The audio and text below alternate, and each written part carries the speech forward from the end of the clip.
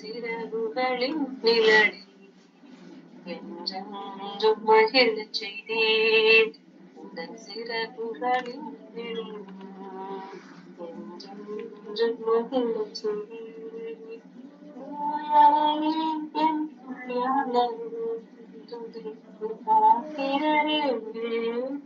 தூயவரே என் துணையாளரே, துதிக்கு பாத்திரரே, ஆராதனை உமக்கே, ஆராதனை உமக்கே, ஆராதனை உமக்கே, ஆராதனை உமக்கே. நேரங்களில் உன் கிருபை தந்தீரையா, எந்த நேரங்களில் உன் கிருபை தந்தீரையா. இயேசு ராஜா என் பெறனானி, எதற்கும் பயமில்லையே. இயேசு ராஜா என் பெறனானி, எதற்கும் பயமில்லையே. ஆராதனை உமக்கே, ஆராதனை உமக்கே, ஆராதனை உமக்கே, ஆராதனை உமக்கே. இந்த நோயுள்ள நாட்களெல்லாம் உம்மை புகழ்ந்து பாடிடுவேன். உயிருள்ள நாட்களெல்லாம் உம்மை புகழ்ந்து பாடிடுவேன். ராஜா நீர் செய்த நன்மைகளை எண்ணிய துதித்திடுவேன். ராஜா நீர் செய்த நன்மைகளை எண்ணிய துதித்திடுவேன். ஆராதனை உமக்கே, ஆராதனை உமக்கே, ஆராதனை உமக்கே, ஆராதனை உமக்கே. கண்மலையானவரே, என்னை காக்கும் தெய்வம் நீரே. கண்மலையானவரே, என்னை காக்கும் தெய்வம் நீரே. வல்லமை மாட்சிமை நிறைந்தவரே, மகிமைக்கு பாத்திரரே. வல்லமை மாட்சிமை நிறைந்தவரே, மகிமைக்கு பாத்திரரே. ஸ்தோத்திரம், ஸ்தோத்திரம், ஸ்தோத்திரம், ஸ்தோத்திரம், ஸ்தோத்திரம். ஓ தூயாதி தூயவரே, உம்மை நாங்கள் துதிக்கிறோம், உம்மை நாங்கள் புகழுகிறோம் தகப்பனே. சொர்க்கீக பிதாவே, இந்த நல்ல ஒரு இரவு வேளைக்காக உம்மை துதிக்கிறோம், நன்றி செலுத்துகிறோம் தகப்பனே. ஓ ஹல்லேலூயா, ஹல்லேலூயா. தடைகளும், ஓ ஹல்லேலூயா, சத்துருடைய கிரியைகளும், ஓ இந்த உலகத்திலே ஜீவிக்கிற வரையிலே போராடுகிறதாகும், ஓ பரிசுத்தத்திலே வளர விடாதபடியாய் குலைக்கிறதாயும் இருக்கிற சூழ்நிலையிலே, ஓ பிதாவே, ஓ உம்முடைய சித்தத்திற்கு நாங்கள் ஒப்பு கொடுக்கிறோம் தகப்பனே. எங்களுடைய சுய சித்தம் அல்ல, தேவ சித்தம் நிறைவேறும்படியா நாங்கள் செபிக்கிறேன் தகப்பனே. ஓ பரிசுத்த குலைச்சலை உண்டாக்குற சரீர ரீதிகளின் போராட்டத்திலிருந்து ஒரு விடுதலையை கொடுங்க தகப்பனே. ஓ ஹல்லேலூயா, ஹல்லேலூயா, ஹல்லேலூயா, ஹல்லேலூயா. தேவனே, வர தடைபடுகிற ஒவ்வொரு ஆத்துமாக்களும் நீர் அழைத்து கொண்டு வாருங்க.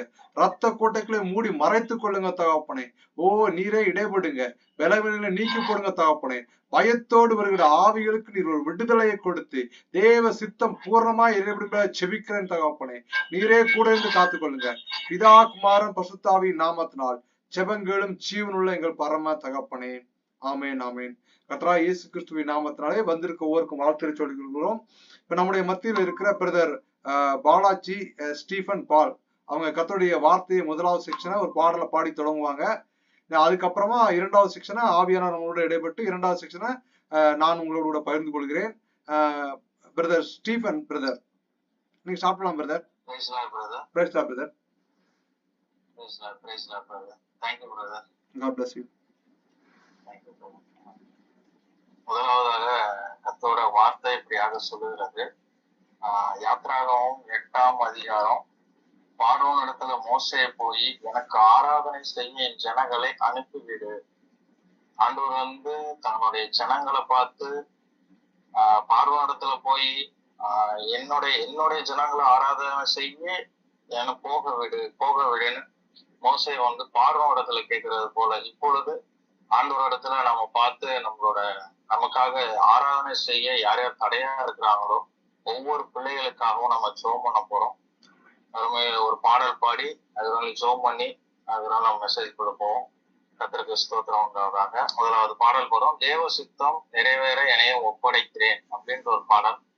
யாராருக்கெல்லாம் தெரியுமோ எல்லாரும் கைதட்டி கர்த்தருக்காக உற்சாகமா பாடுவோம். கர்த்தர் நன்மையானதை செய்வோம், கிரியை செய்வோம். ஆமென். தேவ சித்தம் நிறைவேற என்னையும் ஒப்படைக்கிறேன். தேவ சத்தம் என்னுள்ளம் வளமாக துணிக்குதே. தேவ சித்தம் நிறைவேற என்னையும் ஒப்படைக்கிறேன். தேவ சத்தம் என்னுள்ளம் வளமாக துணிக்குதே. முட்களுக்குள் மலர்கின்றதோ மக்களை கவரும் லீலி புஷ்பம் போல். முட்களுக்குள் மலர்கின்றதோ மக்களை கவரும் லீலி புஷ்பம் போல். என்னையுமே தம் சாயலாய் என்றென்றும் உருவாக்குவார். என்னையுமே தம் சாயலாய் என்றென்றும் உருவாக்குவார். தேவ சித்தம் நிறைவேற என்னையும் ஒப்படைக்கிறேன். தேவ சத்தம் என்னுள்ளம் பலமாக துணிக்குதே. முன்னறிந்து அழைத்தவரே முன்னின்று நலமுடன் நடத்துவார். முன்னின்று அழைத்தவரே முன்னின்று நலமுடன் நடத்துவார். சகலம் நன்மைக்கென்றே சாட்சியாய் முடித்திடுவார். சகலம் நன்மைக்கென்றே சாட்சியாய் முடித்திடுவார். தேவ சித்தம் நிறைவேற என்னையும் ஒப்படைக்கிறேன். தேவ சத்தம் என்னும் பலமாக துணிக்குதே. பொன்னை போல புடமிட்டாலும் பொன்னாக விளங்குவேன் என்றுமே. பொன்னை போல புடமிட்டாலும் பொன்னாக விளங்குவேன் என்றுமே. தானிக்குமே சோதித்திடா தானிட பலனளிப்பார். தானிக்குமே சோதித்திடா தானிட பலனளிப்பார். தேவ சித்தம் நிறைவேற என்னையும் ஒப்படைக்கிறேன். தேவ சத்தம் என்னுள்ளம் பலமாக துணிக்குதே. கஷ்டமெல்லாம் தொலையும் ஓர் நாள், கண்ணீரும் கவலையும் நீங்கும் அந்நாள். கஷ்டமெல்லாம் தொலையும் ஓர் நாள், கண்ணீரும் கவலையும் நீங்கும் அந்நாள். இரட்டிப்பான பங்கை பெற இரட்சகர் அழைத்திடுவார். இரட்டிப்பான பங்கை பெற இரட்சகர் அழைத்திடுவார். தேவ சித்தம் நிறைவேற என்னையும் ஒப்படைக்கிறேன். தேவ சத்தம் என்னுள்ளம் பலமாக துணிக்குதே. ஸ்தோத்திரம் ஆண்டவரே, துதிக்கிறோம்ப்பா. ஆண்டவரே அப்பா, இந்த மாலை வேலைக்காக நன்றி சொல்லுகிறோம் ஆண்டவரே. இந்த எவன்லி பார்த்து ஆண்டவரே, இந்த மினிஸ்ட்ரிக்காக நன்றி சொல்லுகிறோம் ஆண்டவரே. ஆண்டவரே, கூடி வந்திருக்கிற ஒவ்வொருவருக்காகவும் ஆண்டவரே நாங்கள் செபிக்கிறோம். ஆண்டவரே மோசே அன்று திறப்புல என்று ஒவ்வொருவருக்காகவும் செபித்தது போல ஆண்டவரே நாங்கள் ஒவ்வொரு பிள்ளைகளுக்காகவும் நாங்கள் செபிக்கிறோம். ஆண்டவரே கர்த்தாவே பிதாவாகிய தேவன் குமாரனா கிறிஸ்து பரிசுத்த ஆவியானவர் ஆண்டவரே எங்க நடுவுல நீங்க உலாவி கொண்டிருப்பதற்காக நன்றி சொல்லுகிறோம். ஆண்டவரே அப்பா தகப்பனே அந்த பார்வனிடத்துல மாட்டிக்கொண்டிருக்கிற ஒவ்வொரு பிள்ளைகளையும் ஆண்டவரே இப்பொழுது ஆராதனை செய்ய ஆண்டவரே அப்பா தடைப்பட்ட ஒவ்வொரு பிள்ளைகளையும் நீங்க அழைத்து வர வேண்டுமாய் செபிக்கிறோம். ஆண்டவரே ஆராதனை செய்ய விடு, என் ஜனங்களை அனுப்பி விடு என்ற வார்த்தை என்பது என் ஜனங்கள் ஒவ்வொருவரும் ஆண்டவரே அப்பா இந்த ஆராதனைக்கு வந்து ஆண்டவரை கலந்து கொண்டு ஒவ்வொருவரும் பலப்படும்படியாக செபிக்கிற ஆண்டவரே அவங்க ஊழியங்களை நாங்கள் ஆசீர்வதிக்கிற ஆண்டவரே ஆவியான தேவன் எங்களோடு கூட அந்த பெரிய காரியங்களை செய்ய வேண்டுமா செபிக்கிற ஆண்டவரே கரங்களை முற்றிலுமாக தாழ்த்துக்கிறோம், ஒப்பு கொடுக்கிறோம். இயேசு நாமத்தில் செபிக்கிறேன் ஜீவனுள்ள பிதாவே, ஆமென் ஆமென். கர்த்தருக்கு ஸ்தோத்திரம் உண்டாவதாக. இந்த வாய்ப்பை கொடுத்த தேவனுக்கு முதலாவது நான் நன்றியை சொல்லுகிறேன். அப்புறம் இந்த மினிஸ்ட்ரி அண்ணன் டேவிட் அண்ணனுக்கு ரொம்ப நன்றி சொல்றேன். அப்புறம் நண்பருக்காக நன்றி சொல்லுகிறேன். கர்த்தர் வந்து இன்னைக்கு எனக்கு ஒரு வார்த்தை கொடுத்தாரு. 2 வாரமா டேவிட் அண்ணன் சொன்னதுல இருந்து எனக்கு ஆண்டவர் வந்து எனக்கு ஒரு வார்த்தையை கொடுத்துக்கிட்டே இருந்தாரு. அதுல வழி நடத்திட்டும் இருந்தார் ஆண்டவர். சோ அந்த வார்த்தையை தான் நான் இன்னைக்கு கொடுக்க போறேன். வசனம் வந்து பாத்தீங்கன்னா யாக்கோபு 1:12. யாக்கோபு 1:12 அந்த வசனத்துல பாத்தீங்கன்னா சோதனை சகிக்கிற மனுஷன் பாக்கியவான், பாக்கியவான் அவன் உத்தமன் என்று விளங்கின பின்பு கர்த்தர் தம்மிடத்தில் அன்பு கூறுவர்களுக்கு வாக்குத்தத்தம் பண்ணின ஜீவ கிரீடத்தை பெறுவான் என்று எழுதியிருக்கிறது. கர்த்தர் இந்த வசனத்தை வந்து 2 வாரமா வந்து சோதனை சகிக்கிற மனுஷன் பாக்கியவான், சோதனை சகிக்கிற மனுஷன் பாக்கியவான் அவன் உத்தமன் என்று விளங்கின பின்பு கர்த்தரிடத்துல அன்பு கூறுவதற்கு வாக்குத்தத்தம் பண்ணின ஜீவ கிரீடத்தை பெறுவான் அப்படின்னு சொல்லி அந்த 2 வாரமா கர்த்தர் பேசிக்கொண்டே இருந்தார். அந்த வார்த்தையை நம்ம பார்ப்போம். கர்த்தர் வந்து இன்னைக்கு பாத்தீங்கன்னா சோதனை சகிக்கிற மனுஷன் எப்படிப்பட்டவனாக இருப்பான் அப்படின்ற ஒரு தலைப்புல வந்து சோதனை சகிக்கிற மனுஷன் எப்படி இருப்பார்கள் என்ற வார்த்தையை வச்சு நம்ம பார்ப்போம். சோதனை சகிக்கிற மனுஷன் எப்படிப்பட்டவர்களாக இருப்பார்கள்னா அவங்க வந்து பாத்தீங்கன்னா விசுவாசம் உள்ளவர்களாக இருப்பார்கள். அது யாக்கோபுலயே இது எல்லாமே இருக்கு. நான் ரெஃபரன்ஸ் நான் உங்களுக்கு சொல்றேன். ஒவ்வொன்றா நான் பாயிண்ட் நான் உங்களுக்கு சொல்லிடுறேன் ஹெட்டிங்காவே. அதுக்கப்புறமேல நான் உங்களுக்கு ஒவ்வொன்றா ரெஃபரன்ஸா நான் அவங்க காட்டிடுறேன். விசுவாசம் உள்ளவர்களா இருப்பார்கள், பொறுமை உள்ளவராக இருப்பார்கள், அதுக்கப்புறமேல ரொம்ப பாக்கியவான்களா இருப்பார்கள், உத்தமனா இருப்பார்கள், அப்புறமேல அன்புள்ளவர்களா இருப்பார்கள். ரொம்ப அப்புறம் தன்னுடைய நாவை அடக்கி காத்துக் கொள்வதில் அவங்க ரொம்ப கவனமா இருப்பார்கள். அதுக்கப்புறமே இச்சை அடக்கம் உள்ளவர்களா இருப்பார்கள், ஒருவருக்கு ஒரு ஜெபிக்கிறவர்களாகவும் பரிந்து பேசுபவர்களாகவும் தேவனிடத்துல ஒவ்வொரு நாளும் ஜெபிக்கிறவர்களாக இருப்பார்கள். முதலாவது வந்து நம்ம பார்க்க இருக்கிறது வந்து அவர்கள் வந்து பாக்கியவான்களா இருப்பார்கள். பாக்கியவான்களா இருப்பார்கள் வந்து எப்படிப்பட்ட பாக்கியவான்களா இருப்பார்கள்னா நம்ம மத்தேயு 5:3 வரை நம்ம பார்ப்போம். வசனத்துல எப்படிப்பட்டவர்கள் பாக்கியவான்களா இருப்பார்கள் அப்படின்னு நம்ம பார்க்கிறோம். மத்தேயு 5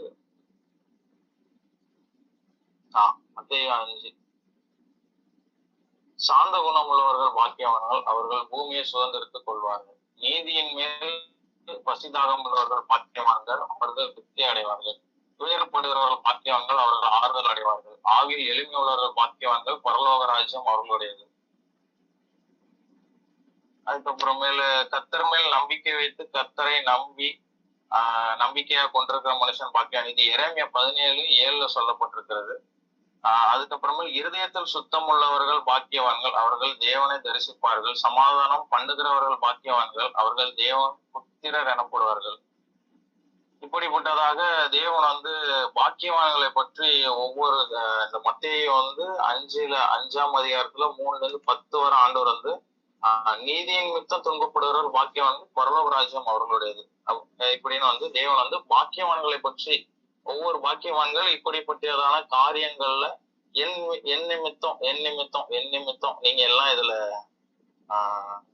பாடுபடும் போது பாக்கியவான்களா இருப்பீர்கள், இவர்கள் எல்லாம் இப்படி இருப்பாங்க அப்படின்னு சொல்லி தேவன் நமக்கு சொல்லியிருக்கிறார். த பிளஸ்டு பர்சன், தேவனால வந்து இப்படிப்பட்டவர்கள் வந்து த பிளஸ்டு பர்சனா இருப்பாங்க அப்படின்னு சொல்லி ஆண்டவர் சொல்லுகிறார். அதுக்கு வந்து நம்ம உதாரணமா நம்ம பார்க்க போனோம்னா நம்ம யோபுவை நம்ம எடுத்துக்கலாம்.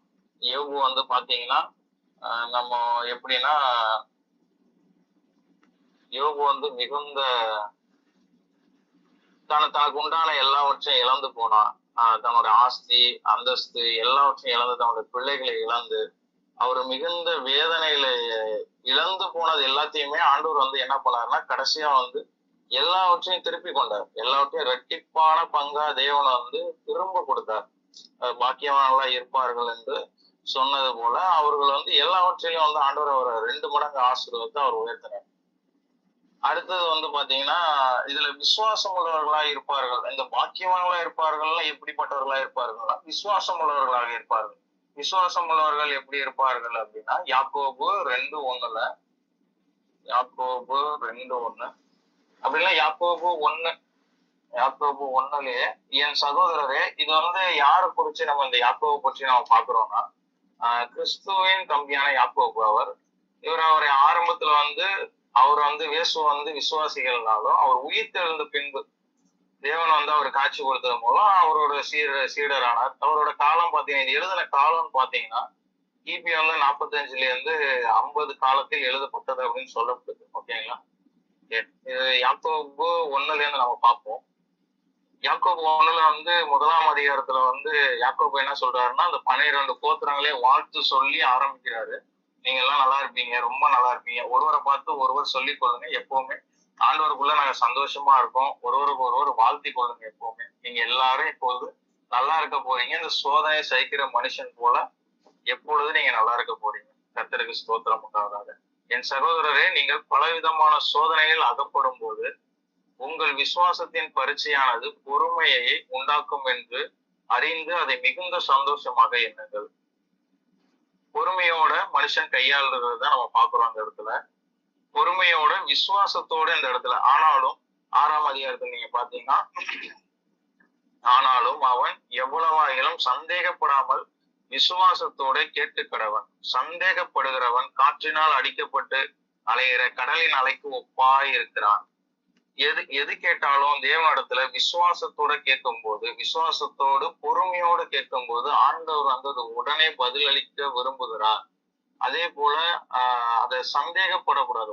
ஒரு கடுகளவு விசுவாசம் இருந்தாலும் மலையை பார்த்து பெயர்ந்து போனாலும் பெயர்ந்து போகும்னு சொன்னேன் ஆண்டவர். அதே அந்த கடுகளவு அவ்விசுவாசம் இருந்தாலும் அந்த காரியம் வந்து நடப்பது கூடாத காரியம் என்று எழுதியிருக்கிறார். அப்படிப்பட்ட மனுஷன் தன் கர்த்தரிடத்தில் எதையாகிலும் பெற்றுக்கொள்ளலாம் என்று நினையாது இருப்பானாக அப்படின்ற எழுதியிருக்கிறார். இருமனம் உள்ளவனும் அதே போல தன் வழியில் நிலையற்றவனா இருக்கிறான். அதுக்காக வந்து தேவன் ரெண்டு சைடும் இருக்க, நீதியும் இருக்கக்கூடாது, நம்ம நீதி சைடு தான் நம்ம எப்பவுமே நிக்கணும். இதுவும் அதுவா ஆவியோட இருக்கணும், அப்படிலாம் குளிர்வெல்லாமா இருக்கும், இல்லைன்னா வாங்கி பண்ணி போடுவோம்னு என் ஆண்டவர் சொல்லுகிறார். அதே போல நீங்க வந்து ஒவ்வொருவரும் விசுவாசத்துல உறுதி உள்ளவர்களா இருந்து பொறுமையோடு இருக்கும் போது ஆண்டவர் உங்களுக்கு எல்லாவற்றையும் செய்ய வல்லவரா இருக்கிறார். அதே போல உங்களில் இந்த ஞானத்தையும் அவர் கேட்கும் போது அதே தான் சொல்றாரு. ஞானம் ஒவ்வொருவரும் ஒவ்வொரு பிரச்சனைக்காக நம்ம போகும்போது அந்த பிரச்சனையை வந்து அதுக்கான சொல்யூஷன் வந்து அந்த விசுவாசத்தோட நம்ம அந்த ஜெபத்தோடு போகும்போது ஆண்டவர் அதுக்காகவே வந்து 1:5 சொல்லியிருக்காரு. உங்களில் ஒருவன் ஞானத்தில் குறைவுள்ளவனா இருக்கார், யாவரும் சம்பூர்ணமாய் கொடுக்கிறவன், ஒருவரையும் கடிந்து கொள்ளாதவனுமாகி தேவனிடத்தில் கேட்க கடவன், அப்பொழுதும் அவனுக்கு கொடுக்கப்படும் என்ற வார்த்தையின்படி உங்க எல்லாருக்கும் அந்த ஞானம் கொடுக்கப்படும். எல்லா பிரச்சனைகளிலிருந்து அவர் சொல்யூஷன் கொடுப்பாராமே. 2ஆவதாக அவர்கள் எப்படிப்பட்டவர்களா இருப்பார்கள்? 2:1 அதே போல என் சகோதரரே, மகிமை உள்ள நம்முடைய கர்த்தராகிய இயேசு கிறிஸ்துவின் மேலுள்ள விசுவாசத்தை பட்சபாதத்தோட பற்றி கொள்ளாதிருப்பீர்களாக. பட்சபாதம் என்ற வார்த்தை வந்து பட்சபாதத்தோடனா பற்றிக்கொள்ள பாதத்தோடனா சந்தேகத்தோட, அதான் சந்தேகத்தோட அதை வந்து போயிட்டு அந்த விசுவாசத்தை வந்து பரீட்சை பார்க்காம இருங்க அப்படின்றாரு. நெக்ஸ்ட் வந்து பாத்தீங்கன்னா 2:14-20 என் சகோதரரே, ஒருவன் தனக்கு விசுவாசம் உண்டு என்று சொல்லியும் கிரியை இல்லாதவனானால் அவனுக்கு பிரயோஜனம் என்ன? அந்த விசுவாசம் அவனை ரட்சிக்குமா? ஒரு சகோதரனாவது சகோதரியாவது வஸ்திரம் இல்லாமல் அனுதினமும் ஆகாரம் இல்லாமல் இருக்கும்போது உங்களில் ஒருவன் அவர்களை நோக்கி, நீங்கள் சமாதானத்தோட போங்கள், குளிர் காய்ந்து பசி ஆற்றுங்கள் என்று சொல்லியும் சரீரத்திற்கு வேண்டியவைகளை அவர்களுக்கு கொடாவிட்டால் பிரயோஜனம் என்ன? அப்படியே விசுவாசம் கிரியை இல்லாது இருந்தால் தன்னிலே தானே செத்ததா இருக்கும். அல்லேலூயா. ஒருவன் உங்களுக்கு விசுவாசம் உண்டு, எனக்கு கிரியைகள் உண்டு, கிரியைகள் இல்லாமல் உங்களுக்கு விசுவாசத்தை எனக்கு காண்பி, நான் என் விசுவாசத்தை என் கிரியைகளினாலே உனக்கு காண்பிப்பேன் என்பானே. தேவன் ஒருவர் உன்னோடு என்று விசுவாசிக்கிறாய், அப்படி செய்கிறது நல்லதுதான். பிசாசுகளுக்கு விசுவாசித்து நடுங்குகின்றன. வீணான மனுஷனை கிரியைகள் இல்லாத விசுவாசம் செத்ததென்று நீ அறிய வேண்டாமோ. ஆண்டவர் அதே போலதான், கிரியை இல்லாத விசுவாசம் செத்ததென்று அறிய வேண்டாமோ. கிரியை இல்லாத செத்தது. அதே போல ஒருத்தர் பசியா இருக்கும்போது நம்ம அவருக்கு ஆகாரம் இல்லாம இருக்கும்போது அவரை நோக்கி அவங்களுக்கு நம்ம ஆகாரம் கொடுக்கணும். போய் நீங்கள் சமாதானத்திற்கு போங்க, குளிர்ந்து போங்கள், பசி ஆற்றுங்கள் என்று சொல்லி சரீரத்திற்கு வேண்டியவர்களை அவர்களுக்கு கொடாவிட்டால் பிரயோஜனம் என்ன? கிரியை இல்லாத விசுவாசம் அந்த இடத்துல செத்ததா இருக்கும் என்று ஆண்டவர் சொல்லுகிறார். அதே போல ஆபிரகாமோட விசுவாசத்தை குறித்து நம்ம இந்த இடத்துல பாக்குறோம். ஆபிரகாம் அப்படியே 23ஆம் வசனத்துல நம்ம பாக்குறோம். 23வது வசனம் பாருங்க. அப்படியே ஆபிரகாம் தேவனை விசுவாசித்தான், அது அவனுக்கு நீதியாக எண்ணப்பட்டது என்கிற வேத வாக்கியம் நிறைவேறிச்சு.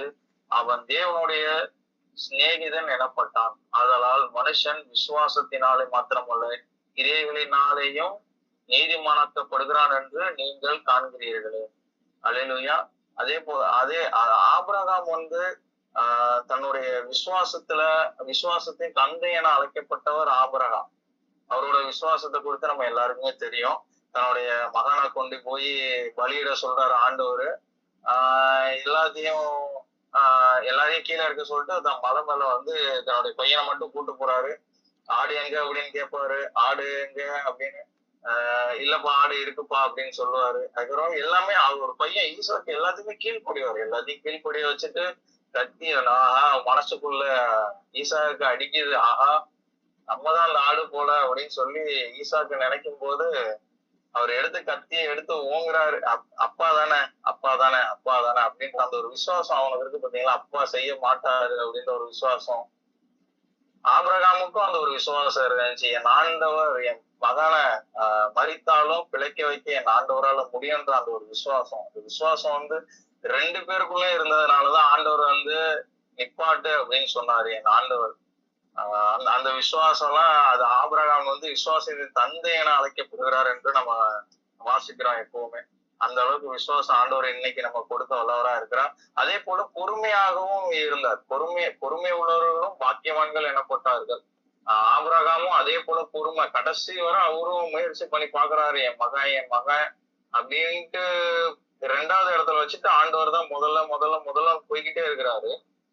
அந்த இடத்துல போயிட்டு பலிக்கான ஆடு, அந்த அளவுக்கு பொறுமை. அது வெற்ற வர ஓகே, இதுதான் ஃபைனல் ஸ்டேஜ்.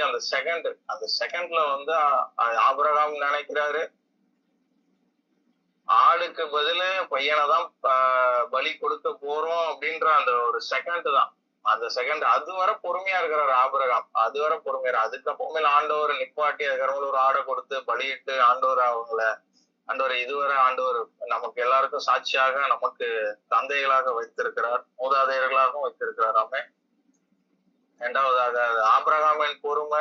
அதுக்கப்புறமேல் நம்ம பொறுமையை குறித்து நம்ம இன்னும் பார்க்கணும்னா நம்ம யோபுவோட பொறுமையை குறித்து நம்ம இன்னும் அதிகமா நம்ம பார்க்கலாம். 2வதாக as a man of integrity, அவன் உத்தமனாக இருப்பான். சோதனையில சைக்கிற மனுஷன் எப்படி இருப்பான்னா அவன் உத்தமனாக எப்பவுமே இருப்பான். அதுக்கு யோபு 1:1 தேவனே சொல்றாரு. யோபு 1:1 அந்த மனுஷன் உத்தமனும், ஊர் தேசத்தில் யோபு என்ன பேர் கொண்ட ஒரு மனுஷன் இருந்தான். அந்த மனுஷன் உத்தமனும் சன்மார்க்கனும் தேவனுக்கு பயந்து பொல்லாப்புக்கு விலகுறமாய் இருந்தான் என்று தேவனே இந்த இடத்துல சர்டிபிகேட் கொடுக்குறாரு யோபுக்கு. கொடுத்துட்டு இதெல்லாம் பார்க்கும்போது இதெல்லாம் பிரச்சனை வருது. சாத்தா ஆண்டவர்கிட்ட கேட்டுட்டு இந்த பிரச்சனை எல்லாம் கொடுத்துட்டான். அவர் சாம்பல் உட்காந்து இந்த மாதிரி போராடிக்கிட்டு இருக்கிறாரு. இந்த மாதிரி சொல்றாரு. இந்த மாதிரி அவர் உட்கார்ந்துருக்காரு. அவர் ஒரு ஓட்டை எடுத்து தன்னை சுரண்டி கொண்டு சாம்பல் உட்கார்ந்திருந்தார். 2வது அதிகாரத்துல 9வது வசனத்துல சொல்றாரு. அப்பொழுது அவன் மனைவி அவனை பார்த்து, நீர் இன்னும் கூட உத்தமத்தில் உறுதியா நிற்கிறீரோ, தேவனை தூசித்து ஜீவனை விடும் என்றார். யார் வேணாலும் சொல்லலாம் ஆண்டவரை வந்து தூசித்து ஜீவனை விடு அப்படின்னு சொல்லி யார் வேணாலும் வந்து சொல்லலாம், எப்படி வேணாலும் சொல்லலாம். ஆனா கட்டின மனைவி வந்து சொல்லும் போது அது எவ்வளவு பெரிய வேதனைக்குள்ளாக இருக்கும் என்று இருக்கிறவங்க எல்லாருக்கும் தெரியும், கல்யாணம் பண்ண எல்லாருக்கும் தெரியும். சோ அது ஆண்டவர் வந்து அந்த இடத்துல வந்து அந்த உத்தமத்தையும் அவர் பாக்குறாரு. அப்பயும் அவர் வந்து பாத்தீங்கன்னா பைத்தியக்காரி பேசுறது போல பேசுகிறா, என் ஆண்டவர் கையில நான் வந்து நன்மையை வாங்கினேன், தீமையும் நான் பெற வேணாமோ அப்படின்னு சொல்றாரு. அவர் வந்து இந்த காரியத்தெல்லாம் சொல்லிட்டு எல்லாவற்றிலுமே அவர் உத்தமனா இந்த கடைசி அதிகாரம் வரை நீங்க பாத்தீங்கன்னா நம்முடைய நண்பர்கள் வருவாங்க, நம்முடைய நண்பர்கள் பேசுவாங்க, இது எல்லாத்தையுமே அவர் தாங்கி கொண்டு இது எல்லாத்தையுமே அவர் சுமக்கிறாரு. அந்த ஆண்டவர் வந்து அவர் சுமந்து கொண்டு இந்த வழியெல்லாம் வந்து அந்த பொறுமையில அவர் உண்மையா இருக்கிறார், காத்துக்கொண்டே இருக்கிறார். தன் உதடுகள்ல இந்த நாவை அடக்குறதுல இந்த நாவை அடக்கி காத்து கொள்வார்கள்ன்ற அந்த சோதனை சகிக்கிற மனுஷன் நாவை அடக்கி காத்து கொள்பவர்கள் ஒரு உதாரணமா நம்ம யோபும் இருக்கிறார்.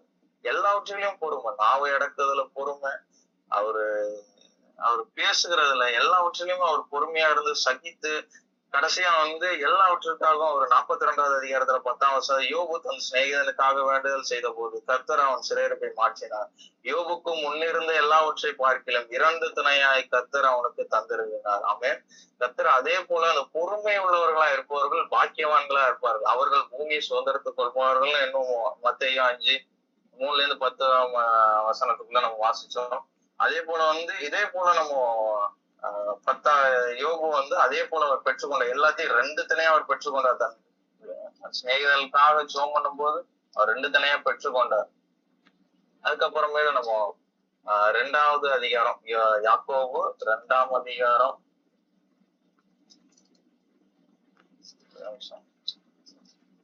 21-26 26 அந்த ஆபிரகாமின் விசுவாசத்தை பற்றி பார்த்துட்டோம். அது நீதிமான்களாக இருப்பார்கள், அவர்கள் நீதிமான்களா இருப்பார்கள்னா ஆபிரகாம் அதுக்கு ஒரு உதாரணம். ராகாப்போட விசுவாசத்தை பற்றி ஆண்டவர் அந்த இடத்துல கூறுகிறார். அதே அதிகாரத்துல கீழே 25வது வசனத்துல சொல்றார், அந்தபடியே ராகாப் என்னும் வேசியும் தூதர்களை ஏற்றுக்கொண்டு வேறு வழியாய் அனுப்பிவிட்ட போது கிரியைகளினாலே அல்லவோ நீதி உள்ளவள் ஆக்கப்பட்டார். அதே அதான் ராகாப் என்னும் வேசி ஒருத்தர் இருந்தா, ஒருத்தவங்க இருந்தாங்க. யோசுவா வந்து அப்பொழுது அந்த இஸ்ரவேல்ல வந்து 2 இஸ்ரவேலர்களை வந்து உளவாளியா இந்த எரிகோ மன்னன் வந்து கைக்கு தப்பும்படியாக தப்பு வைக்கும் போது தேவன் மீது வைத்த அவரோட விசுவாசத்தை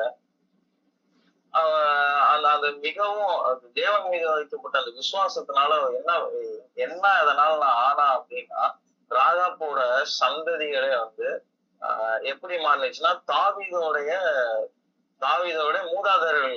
ராகாப் வந்து சால்மோனை வந்து திருமணம் பண்றாங்க. சால்மோனை வந்து யாருன்னா தாவீதோடைய மூதாதையர். இவர் வந்து போவாசை பெற்றெடுத்தார். இந்த போவாசை வந்து தாவீதோட மூதாதையர்களா வருவாங்க. சோ தாவீதோட சந்ததி யாருன்றது நம்ம இயேசு கிறிஸ்துவோட சந்ததி. ராகாப்பின வேசியை வந்து தேவன் வைத்த அந்த ஒரு விசுவாசத்தை கொண்டு தேவனை எந்த அளவுக்கு மாற்ற முடியும்னா நம்ம வந்து தேவன் மீது வைக்கக்கூடிய அந்த விசுவாசத்தை வந்து கர்த்தர் வந்து மிகவும் பார்த்து கொண்டே இருக்கிறார். அந்த கடுகள விசுவாசத்தை கொண்டு ஆண்டவர் எல்லாவற்றையும் மாற்றவர் வல்லமை உள்ளவர்களாக இருக்கிறார். ஆமென். அடுத்ததாக அவர்கள் அன்புள்ளவர்களாக இருப்பாரு. He will be a loving person. அன்புள்ளவர்களா இருப்பார்கள். அப்படின்னா அன்பு வந்து நமக்கு எப்பவுமே தெரியும். 1 கொரிந்தியர் 13:4 அன்பு நீடிய பொறுமை உள்ளது, தயவு உள்ளது, அன்பு பொறாமை கொள்ளாது, அன்பு தன்னைத்தானே புகழாது, இருமாப்பு கொள்ளாது, சந்தேகப்படாது, எல்லாவற்றையும் தாங்கும், எல்லாவற்றையும் நம்பும், எல்லாவற்றையும் விசுவாசிக்கும், எல்லாவற்றையும் சகிக்கும். அன்பு சீக்கிரமா கோவப்படாது. அதே போல இதுல எல்லாத்துலயுமே 1 கொரிந்தியர் 13:13 இப்பொழுது விசுவாசம், நம்பிக்கை, அன்பு இந்த 3ல நிலைத்திருக்கிறது, இவைகளில் அன்பே பெரியது. தேவன் வந்து அன்புள்ளவர்களை வந்து ஆண்டவர் எல்லா இடத்துலயும் அன்பு கூறுவர்களாகவே இருந்தார். இயேசு கிறிஸ்து பூமியில இருக்கும் வர ஆண்டவர் வந்து எல்லாரையுமே அவருக்கு வந்து யாருமே எப்படின்னா எதிராளியான அவருக்கு யாருமே கிடையாது. எல்லார் மேலேயும் அவர் அன்புதான் வச்சிருந்தாரு தவிர அவர் யாருமே எதிராளியும் இதுவரை அவர் நினைச்சதே இல்லை. அவரு ஒரே ஒரு ஆளை அவர் வந்து கல்வாரி சிலுவையில அவரு இந்த சாத்தான அவர் அப்பவே வெற்றி சிறந்தார். அவர் அந்த சாத்தான ஜெயித்து அவர் 3ஆம் நாள் உயிரோடு எழுந்து என் ஆண்டவர் என்றும் ஜீவிக்கிறவராகவே இருக்கிறார். ஆமென். அடுத்ததாகவே நம்முடைய நாவை அடக்கி காத்துக்கொள்ள அந்த 3ஆம் அதிகாரத்துல வாசிப்போம். 3ஆம் அதிகாரம் பாருங்க. என் சகோதரரே, அதிக ஆக்கினை அடைவோம் என்று அறிந்து உங்களில் அநேகர் போதகராய் இருப்பீர்களாவே. நாம் எல்லாம் அநேக விஷயங்களில் தவறுகிறோம். ஒருவன் சொல் தவறுவானால் அவன் பூரண புருஷனும் தன் சரீரம் முழுவதையும் கடிவாளத்தினாலே அடக்கி கொள்ளக்கூடியவனுமாய் இருக்கிறான். பாருங்கள், குதிரைகள் தனக்கு கீழ்பட்டிருக்கும்படிக்கு அவைகள் வாய்கள் கடிவாளம் போட்டு அவைகளுக்கு முழு சரீரத்தையும் திருப்பி நடத்துகிறோம். அதே போலதான் இந்த ஆண்டவர் வந்து ஒரு குதிரைக்கு வந்து ஒரு கடிவாளம் எப்படியோ அதே போல ஆண்டவர் வந்து நமக்கு அந்த நாவுல இருந்து எல்லாமே வச்சிருக்காரு. மரணமும் ஜீவனும் நம்ம நாவின் அதிகாரத்துல இருக்குதுன்ற ஆண்டவர் சொல்லுகிறார். நம்ம நாவானது சிறிய அவயவமா இருக்கிறது 5வது வசனத்துல இருக்கு பாருங்க. அப்படியே நாவானது சிறிய அவயவமா இருந்தோம் பெருமையானவைகளை பேசும். பாருங்கள், சிறிய நெருப்பு எவ்வளவு பெரிய காட்டை கொளுத்தி விடுகிறது. அப்படி போற போக்குல அப்படி கொளுத்தி போட்டு போறது. அப்படியே நம்ம நாவுனால நம்ம பண்றது எல்லாமே நமக்கு டக்குன்னு அப்படியே ஒரு சிரிப்பு மாதிரி அப்படியே போட்டுட்டு போடுவாங்க. அது நைட்டு ஃபுல்லா இங்க வீட்டுல அப்படியே புகஞ்சுக்கிட்டே இருக்கும். அந்த நாவுனால நம்ம பண்ற மிஸ்டேக் வந்து நிறைய இருக்கு. சோ அந்த நாவை அடக்கி கொள்பவர்கள் வந்து எப்படி இருப்பார்கள்னா, அதுவும் ஒரு சோதனை தான். சில பேருக்கு அந்த நாவை அடக்கவே முடியாது அவங்களால. நன்மை பேசுறதுக்கு நம்ம எப்பவுமே நாடணும். நன்மை பேசுறதுக்கு, ஆண்டவரோட வார்த்தையை சொல்றதுக்கு, எல்லாத்துக்குமே நம்ம நாடணும். வீணான வார்த்தைகளை பேசுவது, புறங்கூறுவது, போதகரை பத்தி நம்ம பின்னாடி பேசுறது, இது எதுவுமே வந்து ஆண்டவருக்கு வந்து அருவருக்கத்தக்க விஷயம். அதனால வந்து அந்த சிறிய நெருப்பு வந்து எவ்வளவு பெரிய காட்டை கொளுத்தி விடும் என்கிறது. தேவனோட கிருபையை வந்து இழந்து போறதுக்கு முக்கியமான காரணமே இந்த நாவு மட்டும்தான். நிறைய நாள் உபவாசம் இருப்போம், நிறைய நாள் நம்ம வந்து தேவனோட கூட மன்றாடும், இது வேணும் அது வேணும் நம்ம கேட்போம். ஆனா அந்த நாவினால் நம்ம செய்யும் ஒரு பிழையினால அது எல்லாவற்றையுமே நம்ம இழந்து போகிறோம். கிருபைகளை நம்ம இழந்து போகிறோம். தேவன் வந்து அந்த நாவை அடக்கி கொள்ளக்கூடிய கிருபைகளை நமக்கு இந்த நாள்ல நமக்கு தருவாராக. அதே போல நாவை அடக்க ஒரு மனுஷனாலும் கூடாது. அது அடங்காத பொல்லாம் உள்ளது, சாவுக்கு எதுவான விஷம் நிறைந்ததுமா இருக்கிறது. அதனாலே நாம் பிதாவாகிய தேவனை துதிக்கிறோம். தேவனுடைய சாயலின்படி உண்டாக்கப்பட்ட மனுஷரை அதனாலே சபிக்கிறோம். துதித்தலும் சபித்தலும் ஒரே வாயிலிருந்து புறப்படுகிறது. என் சகோதரரே, இப்படி இருக்கல் ஆகாது. தேவன் வந்து அது இதையும் எழுதி வச்சிருக்கிறார். நாவானது பிதாவை துதிக்கிறதோ சபித்தலோ இந்த ஒரே நாவுல இருந்து நடக்குது. இந்த நாவுல இருந்து சபித்தலும் துதித்தலும் ஒரே நாவுல இருந்து புறப்படுகிறது. சகோதரரே, இப்படி இருக்கக்கூடாது. துதிக்கிறது மட்டும்தான் நம்ம நாவுல இருக்கணும். அதுக்காக தான் ஆண்டவர் நம்மளை அழைச்சிருக்கிறாரு. அதுக்காக தான் நம்மள தேவன் வந்து வைத்திருக்கிறார்.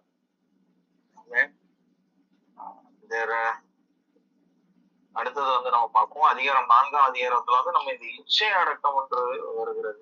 இச்சை அடக்கம் என்பது உங்களுக்குள்ளே யுத்தங்களும் சண்டைகளும் எதினாலே வருகிறது. உங்கள் அவயவங்களில் போர் செய்கிற இச்சைகளினால் அல்லவா. நம்ம அவயவங்கள், நம்ம மாம்சத்திலிருந்து எழும்புகிற ஒவ்வொரு காரியங்களும் வந்து அது இச்சையினால எதனால் உங்களுக்கு யுத்தங்களும் சண்டைகளும் எதனாலே வருகிறது. உங்கள் அவயவங்களில் போர் செய்கிற இச்சைகளினால அல்லவா. நம்ம அதை பண்ணணும் அதை பண்ணணும், நிறைய இதுக்கு மேல நம்ம ஆசை இருக்கும். ஆனா ஆண்டவருக்கு வந்து அதுக்கு மேல நமக்கு விருப்பம் இருக்காது. இன்னொரு டைரக்ஷன்ல கொண்டு போகணும்னு பார்ப்பாரு. அது எல்லாமே இச்சை, அதையெல்லாம் இச்சையாக பார்க்கப்படுது. நீங்கள் இச்சித்தும் உங்களுக்கு கிடைக்கவில்லை. நீங்கள் கொலை செய்தும் பொறாமையுள்ளவர்களுமா இருந்தும் அடையக்கூடாமற் போகிறீர்கள். நீங்கள் சண்டையும் யுத்தமும் பண்ணியும் நீங்கள் விண்ணப்பம் பண்ணாமல் இருக்கிறதினாலே உங்களுக்கு சிந்திக்கிறது இல்லை. நீங்கள் விண்ணப்பம் பண்ணியும் உங்கள் இச்சைகளை நிறைவேறும்படி செலவழிக்க வேண்டும் என்று தகாத விதமாய் விண்ணப்பம் பண்ணுகிறபடியினால் பெற்றுக்கொள்ளாமல் இருக்கிறீர்கள். தேவன் வந்து நம்ம இந்த இச்சைகளால செலவழிக்க வேண்டும் தகாத விதமாய் விண்ணப்பம் பண்ணுகிறபடியினால் தகாத விதமா இந்த இச்சையின் விதமாக நம்ம வந்து தவறான விதமா நம்ம தேவனிடத்தில் விண்ணப்பம் பண்றோம். அதனால வந்து நம்ம பெற்றுக்கொள்ளாமல் இருக்கிறோம். தேவன் வந்து ஒரு விஷயத்த நம்ம அவரோட நம்ம பாதையில பார்க்கும்போது, அவரோட வேதத்திலையும் அவரோட நீதியில் நம்ம நடக்கும்போது, அந்த உத்தமர்களா நம்ம நடந்து கொள்ளும் போது, ஆண்டவர் வந்து அவர் பாதையில் நம்ம நடத்தி கொண்டு போகும்போது, நம்ம நம்ம கேட்கிறதோட ஆண்டவர் இந்த உலகத்தோட காரியங்கள் எல்லாவற்றையும் நம்ம ஆல்ரெடி நம்ம கொடுத்துட்டாரு. அது எல்லாத்தையுமே பெற்றுக்கொள்ளாதபடி நம்ம தடையா இருக்கிறது நம்மளோட இச்சை மட்டும்தான். நமக்கு எல்லாமே கொடுத்துட்டாரு. எல்லாவற்றையும் அனுபவிக்கக்கூடிய அதிகாரங்கள் உண்டு. எல்லாவற்றையும் பெற்றுக்கொள்ளக்கூடிய நமக்கு ஆசீர்வாதையும் கனத்தையும் நமக்கு தான் ஆண்டவருடைய பிள்ளைகளுக்கு தான் அவர் அதிகமா கொடுத்திருக்கிறாரு. அதுல நம்ம அதிகமா பிரயாசப்படணும். அவர் விரும்புகிற பாதையில் நம்ம போகும்போது ஆண்டவர் எல்லாவற்றையும் செய்ய வல்லவரா இருக்கிறார். அது அந்த விண்ணப்பம் பண்ணுகிறபடி இருந்தால் பெற்றுக்கொள்ளாமல் இருக்கிற தகாத விதமாய் விண்ணப்பம் பண்ணுகிறார். அவருக்கு பிடிக்கிற விதமா நம்ம விண்ணப்பம் பண்ணும்போது ஆண்டவர் அது எல்லாத்தையுமே அங்கீகரித்து அது எல்லாத்தையுமே நம்ம கொடுக்க வல்லவரா இருக்கிறார். இந்த அதிகாரத்துல நம்ம முழுசா வாசிக்கும் போது தமிழ் வாசமா இருக்கிற ஆவியானவர் நம்மிடத்தில் வைராக்கிய வாஞ்சையா இருக்கிறார் என்று வேத வாக்கியம் வீணாய் சொல்லுகிறது என்று நினைக்கிறீர்களா? அவர் அதிகமான கிருபையை அளிக்கிறாரே. ஆதலால் தேவன் பெருமை உள்ளவர்களுக்கு எதிர்த்து நிற்கிறார், தாழ்மை உள்ளவருக்கோ கிருபை அளிக்கிறார் என்று சொல்லியிருக்கிறது.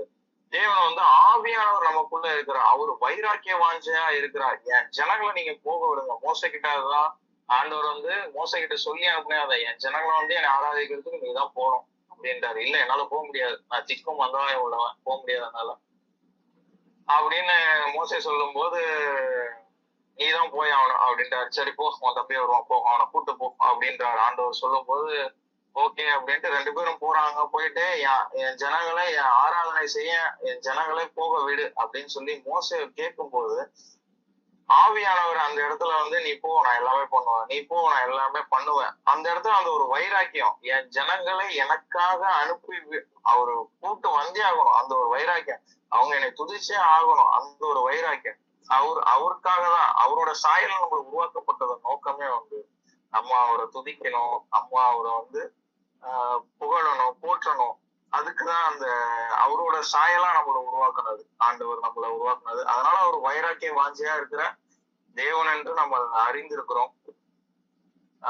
பெருமை உள்ளவர்களுக்கும் அவர் எதிர்த்து நிற்கிறார். ஆகையால் தேவனுக்கு கீழ்ப்படிந்திருங்கள், பிசாசுக்கு எதிர்த்து நில்லுங்கள், அப்பொழுது அவன் உங்களை விட்டு ஓடி போவான். இப்போ நம்ம வந்து தேவனை விட்டு நம்ம ஓடி போறோம், பிசாசுக்கு நம்ம ஓடி போகிறதில்ல. மொபைலை எப்படி நம்ம யூஸ் பண்றோம்ன்றது நமக்கு தெரியும். ஆனா ஏகப்பட்ட காரியங்கள் அதுல வருது. ஆனா மொபைல்ல ஒரு ஷார்ட்ஸ் எடுத்தோம்னா 1 மணி நேரம் எப்படி போகுதுன்னு தெரியல. ஆனா வேதத்துல நம்ம எப்படி எடுத்தாலும் ஒரு 10 நிமிஷம் ஒரு 1/4 மணி நேரத்துக்கு நம்மளால செலவு பண்ண முடியல. இதுதான் வந்து தேவன் வந்து கீழ்ப்படிந்திருங்கள், பிசாசுக்கு எதிர்த்து நில்லுங்கள் என்று சொல்லுகிறார். பிசாசுனா நிறைய விஷயங்கள் இருக்கு. நான் சின்ன ஒரு எக்ஸாம்பிளுக்கு நான் சொன்னேன். மொபைல்ல நிறைய பேர் நல்லதுக்கு யூஸ் பண்றாங்க. சோ அதிக நேரம் ஷார்ட்ஸ் பார்த்து வேஸ்ட் பண்ணாம ஆண்டவர் வந்து அவருக்கு கீழ்பட்டிருக்கணும் அப்படின்னு சொல்றாரு. ஓகேங்களா? கர்த்தருக்கு முன்பாக தாழ்மைப்படுங்கள், அப்பொழுது அவர் உங்களை உயர்த்துவார். ஆண்டவருக்கு முன்பாக நம்ம இன்னும் அதிகமா நம்ம தாழ்த்தும் போது அவர் நம்ம உயர்த்த வல்லவரா இருக்கிறார். ஆண்டவர் வந்து சோத்திரம், ஆண்டவரே சோத்திரம். அடுத்த காரியத்தை பற்றி நம்ம பார்ப்போம். அதிகாரம் 5 வந்து ஒருவருக்கு ஒருவர் ஜெபம் பண்ணுங்க. நம்ம இந்த லாஸ்ட் அதிகாரத்துல வந்து பொறுமை லாஸ்ட்ல வந்து பாத்தீங்கன்னா, இதோ பொறுமையா இருக்கிறவர்கள் பாக்கியவான்கள் என்கிறவங்க. யோபின் பொறுமையை குறித்து கேள்விப்பட்டிருக்கிறீர்கள், கர்த்தருடைய செயலின் முடிவு கண்டிருக்கிறீர்கள். கர்த்தர் மிகுந்த உருக்கம் இரக்கவுமா இருக்கிறாரு, மிகுந்த இரக்கம் உறக்கவுமா இருக்கிறாரு.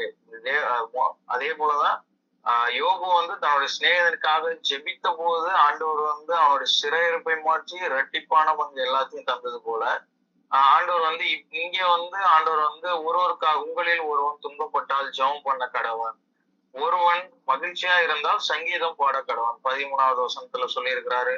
அதுக்கப்புறமா அது கீழே பார்த்தோன்னா, உங்களில் ஒருவன் வியாதிப்பட்டால் அவன் சபையின் மூப்பர்களை வரவழைப்பானாக, அவர்கள் கர்த்தருடைய நாமத்தினாலே அவருக்கு எண்ணெய் பூசி அவனுக்காக ஜெபம் பண்ண கடவன். அப்பொழுது விசுவாசம் உள்ள ஜெபம் பிணியாளியை ரட்சிக்கும், கர்த்தர் அவனை எழுப்புவார். அவன் பாவம் செய்தவனானார், அது அவனுக்கு மன்னிக்கப்படும். நீதிமான்கள் அதே அதிகாரம் கீழே, நீங்கள் சொஸ்தமடையும்படிக்கு உங்கள் குற்றங்களை ஒருவருக்கொருவர் அறிக்கையிட்டு ஒருவருக்காக ஒருவர் ஜெபம் பண்ணுங்கள், நீதிமான் செய்யும் உருக்கமான வேண்டுதல் மிகவும் பலனுள்ளதா இருக்கிறது. எலியாவோட ஜெபத்தை அடுத்தது பாக்குறோம். எலியா வந்து நம்மை போல பாடுள்ள மனுஷனா இருந்தா மழை பெய்யும்படி கருத்தா ஜோம் பண்ணா, மழை பெய்யாதபடி ஜோம் பண்ணா மழை பெய்யாம இருந்துச்சு. மழை பெய்யணும்னு ஜோம் பண்ணா மழை பெஞ்சிச்சு. அதே போல ஒவ்வொருவரும் நம்ம ஒவ்வொருவருக்கா ஜோம் பண்ண ஆண்டவர் ஒவ்வொரு எளியாக்கெல்லாம் ஆண்டவர் நம்மளை எழுப்பும்படியாக இந்த நேரத்துல ஜோம் பண்ணுவோம். முதலாவது நம்ம சோதனை சகிக்கிற மனுஷன் எப்படிப்பட்டவனா இருப்பான்ற தலைப்புல பார்த்தோம். அவன் எப்படி இருப்பான்னா பாக்கியவானா இருப்பான், அந்த பிளஸ்டு பர்சன். ரெண்டாவது as a man of integrity, அவன் அன்புள்ளவனாக இருப்பான். he will be a loving person. முதல்ல அந்த பாக்கியவான்களா இருப்பார். எப்படிப்பட்டவர்களா? விசுவாசம் உள்ளவர்களா இருப்பார்கள், பொறுமை உள்ளவர்களா இருப்பார்கள், நீதிமான்களாக இருப்பார்கள். அதுக்கப்புறமேல நாவை அடக்கி காத்து கொள்வர்களா இருப்பார்கள், இச்சை அடக்கம் உள்ளவர்களா இருப்பார்கள், ஒருவருக்கு ஒருவர் ஜெபம் செய்வர்களாக இருப்பார்கள். கடைசியா ஒன்றே ஒன்று பார்த்து நாம் ஜெபம் செய்து முடிவோம். நீதிமான்களுக்கும் உத்தமனுக்கும் உள்ள வேறுபாடு பற்றி ஆண்டவர் சொல்லுகிறார். நீதிமான்கள் கர்த்தர் தனக்கு கொடுத்த நியாயப்பிரமாணத்தின்படி வாழ்ந்து நீதியை நிலைநிறுத்துபவர்கள் நீதிமான்கள் என்று சொல்லுகிறார். உத்தமர்கள் இருதயத்தில் கபடமின்றி சாந்த குணம் உள்ளவர்கள், பிறருக்கு தீமை செய்யாமல் இருப்பவர்கள் உத்தமர்கள் என்று நாம் பார்க்கிறோம்.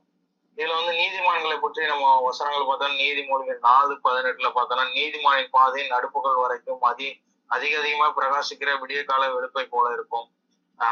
சங்கீதம் 34:14 நீதிமான்கள் கூப்பிடும் போது கர்த்தர் கேட்டு அவர்களுடைய எல்லா உபத்திரங்களுக்கும் நீங்களாக்கி விடுகிறார். உத்தமனை பத்தி நம்ம பார்க்கும்போது கபடற்றவர்கள் கர்த்தருடைய வழியில் நடப்பவர். கபடற்றவர்கள்னா எதுவுமே இல்லாதவங்க.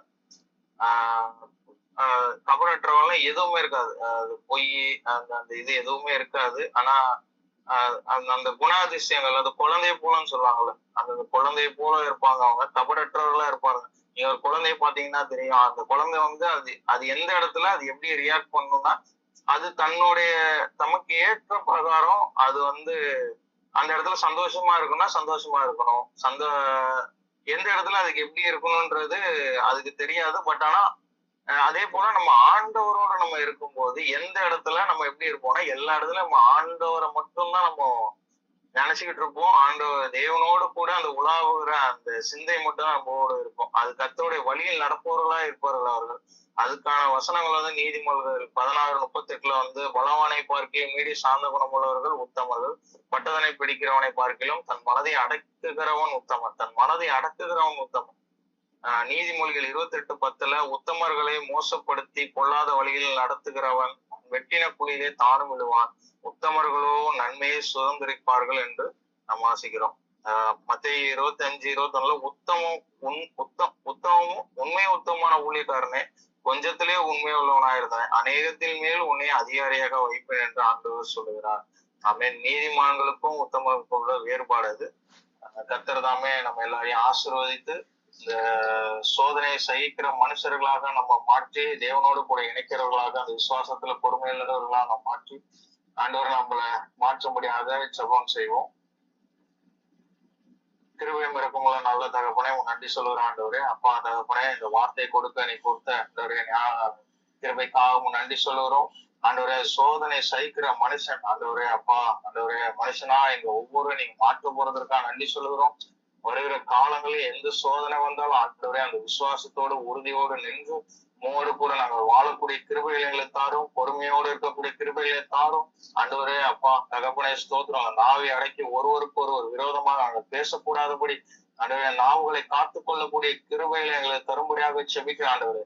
ஆண்டவரே இச்சைகள்னால ஒவ்வொரு இச்சைகள்னாலும் ஆண்டவரை கட்டப்பட்டிருக்கிற ஆண்டவரை எந்த இச்சைகளா இருந்தாலும் ஆண்டவரே அந்த இச்சைகள் எல்லாவற்றையும் அப்பா நசனாக உயிர்த்தெழுந்த இயேசு கிறிஸ்துவின் நாமத்தினால் ஆண்டவரை இப்பொழுது கட்டப்படும்படியாக செபிக்கிற ஆண்டவரே. ஆண்டவரை ஒருவருக்கொருவர் நாங்கள் செபித்து ஆண்டவரை ஒருவருக்கொருவர் நாங்கள் செபித்து விடுதலையாக ஆண்டவரே அப்பா ஆண்டவரை விசாரித்து கொள்ள ஆண்டவரை ஒருவருக்காக ஒருவர் ஆண்டவரை எண்ணெய் பூசி ஜோமன்னு சொல்லியிருக்காங்க ஆண்டவரை வியாதியா இருந்தா ஆனா இப்பொழுது நாங்கள் இயேசு கிறிஸ்து என்ற ரத்தத்தை பூசி நாங்கள் இப்பொழுது செபிக்கிறோம் ஆண்டவரே. ஒருவர் ஆண்டவரே அப்பா செபிக்கிறோம் ஆண்டவரே. கூட்டத்துல எல்லாரும் ஆண்டவரே அப்பா சுபத்தோடு பலத்தோடு ஆண்டவரே அப்பா ஆண்டவரே நீங்க ஆசீர்வதிக்க வேண்டுமா செபிக்கிறான் ஆண்டவரே. அப்பா அவங்க குடும்பங்கள் நீங்க ஆசீர்வதிக்க வேண்டுமா செபிக்கிறான் ஆண்டவரே. ஆண்டவரே ஒவ்வொரு நாளும் உடைய கிருபையினால வளரும்படியாக செபிக்கிற ஆண்டவரே, உங்களுடைய ஜீவ கிரீடத்தை பெற்றுக்கொள்ளத்தக்கதாக அந்த அன்புல அவங்க ஓடக்கூடியவர்களாக நீ மாற்றப்படும்படியாக செபிக்கிற, மாற்றும்படியாக செபிக்கிறாங்க. ஒவ்வொருவரையும் உங்களுடைய கரங்களை ஒப்புகிறோம், தாழ்த்துகிறோம் ஆண்டவரே. மாறாவே இயேசு கிறிஸ்து நாமத்தினால ஆண்டவரே எல்லாவற்றையும் ஆண்டவரே உங்களுடைய நாமத்தினால ஆண்டவரே ஒப்பு கொடுக்கிறோம். எங்க சித்தம் இல்ல ஆண்டவரே, உங்க சித்தத்தின்படியே நீங்க எல்லாவற்றையும் செய்து நீங்க முடித்து தர வேண்டுமா செபிக்கிறாங்க. கரங்களை முற்றிலுமாக தாழ்த்துகிறோம், ஒப்பு கொடுக்கிறோம். இயேசு நாமத்தில் செபிக்கிறேன் ஜீவனுள்ள பிதாவே, ஆமென் ஆமென். தேங்க்யூ. தேங்க்யூ. ஜெபிச்சு நம்ம கர்த்தருடைய வார்த்தையை தொடர போகிறோம். இனி ஒரு 30 நிமிடங்கள் நம்ம கர்த்தருடைய வார்த்தையை கேட்க போகிறோம். ஒரு மனதோடு ஒரு இருதயத்தோடு கர்த்தரை நோக்கி பார்க்க போகிறோம். சொர்க்கீக பிதாவே, இந்த நல்ல ஒரு இரவு வேளையிலே சகோதரிய குடும்பத்தையும் இந்த வார்த்தைகளை கேட்க வந்திருக்க தேவ பிள்ளைகள் ஒவ்வொருவரையும் தேவ கரம் இடைப்பட்டு ஒரு சமாதானத்தை கொடுத்து உம்முடைய சத்தம் எங்கள் செவிகளுக்குள்ளதாய் போய் இருதயத்திற்குள்ளதாக அடைக்கப்பட்டு போராடுகிற ஆவிகளை இயேசுவின் நாமத்தினாலே கட்டி அப்புறப்படுத்தி செபிக்கிறேன் தகப்பனே. விடுதலை உம்முடையது, அற்புதம் உம்முடையது, அதிசயம் உம்முடையது. அண்டைகளுக்கு வந்த இதோ வார்த்தை வருகிறது. தரிசனத்தை ஆவியானவர் காண்பிக்கிறார்.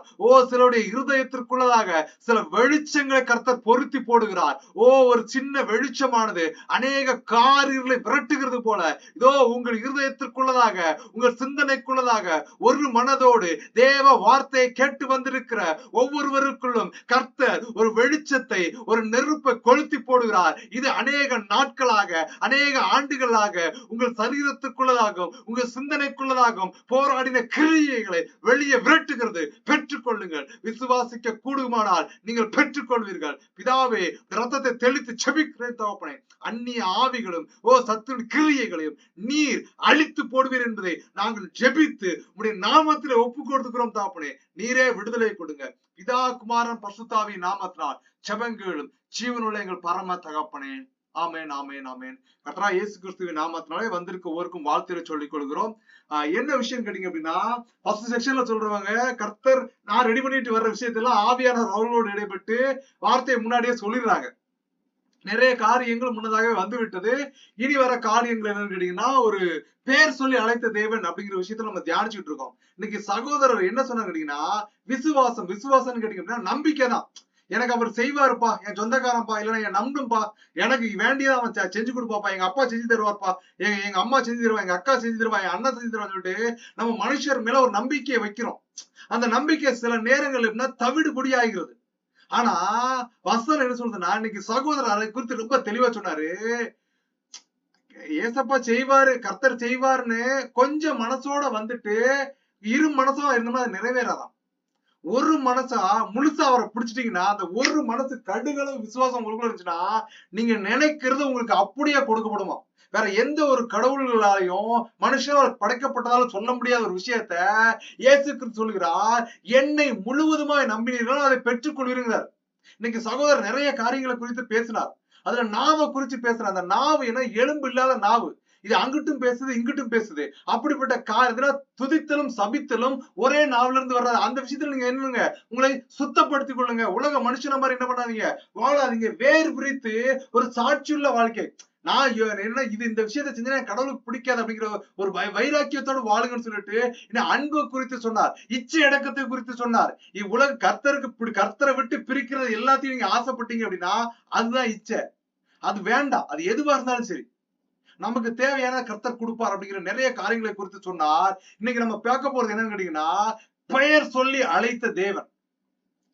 கடந்த வாரங்கள் வந்து தொடர்ச்சியா தேத்திட்டு இருக்கோம், தியானிச்சுட்டு இருக்கோம். ஏசாயாவை எழுதின புஸ்தகம் 43ஆம் அதிகாரம் 1ஆம் வசனம் சொல்லுது, இப்போதும் யாக்கோபே உன்னை சிருஷ்டித்தவரும்.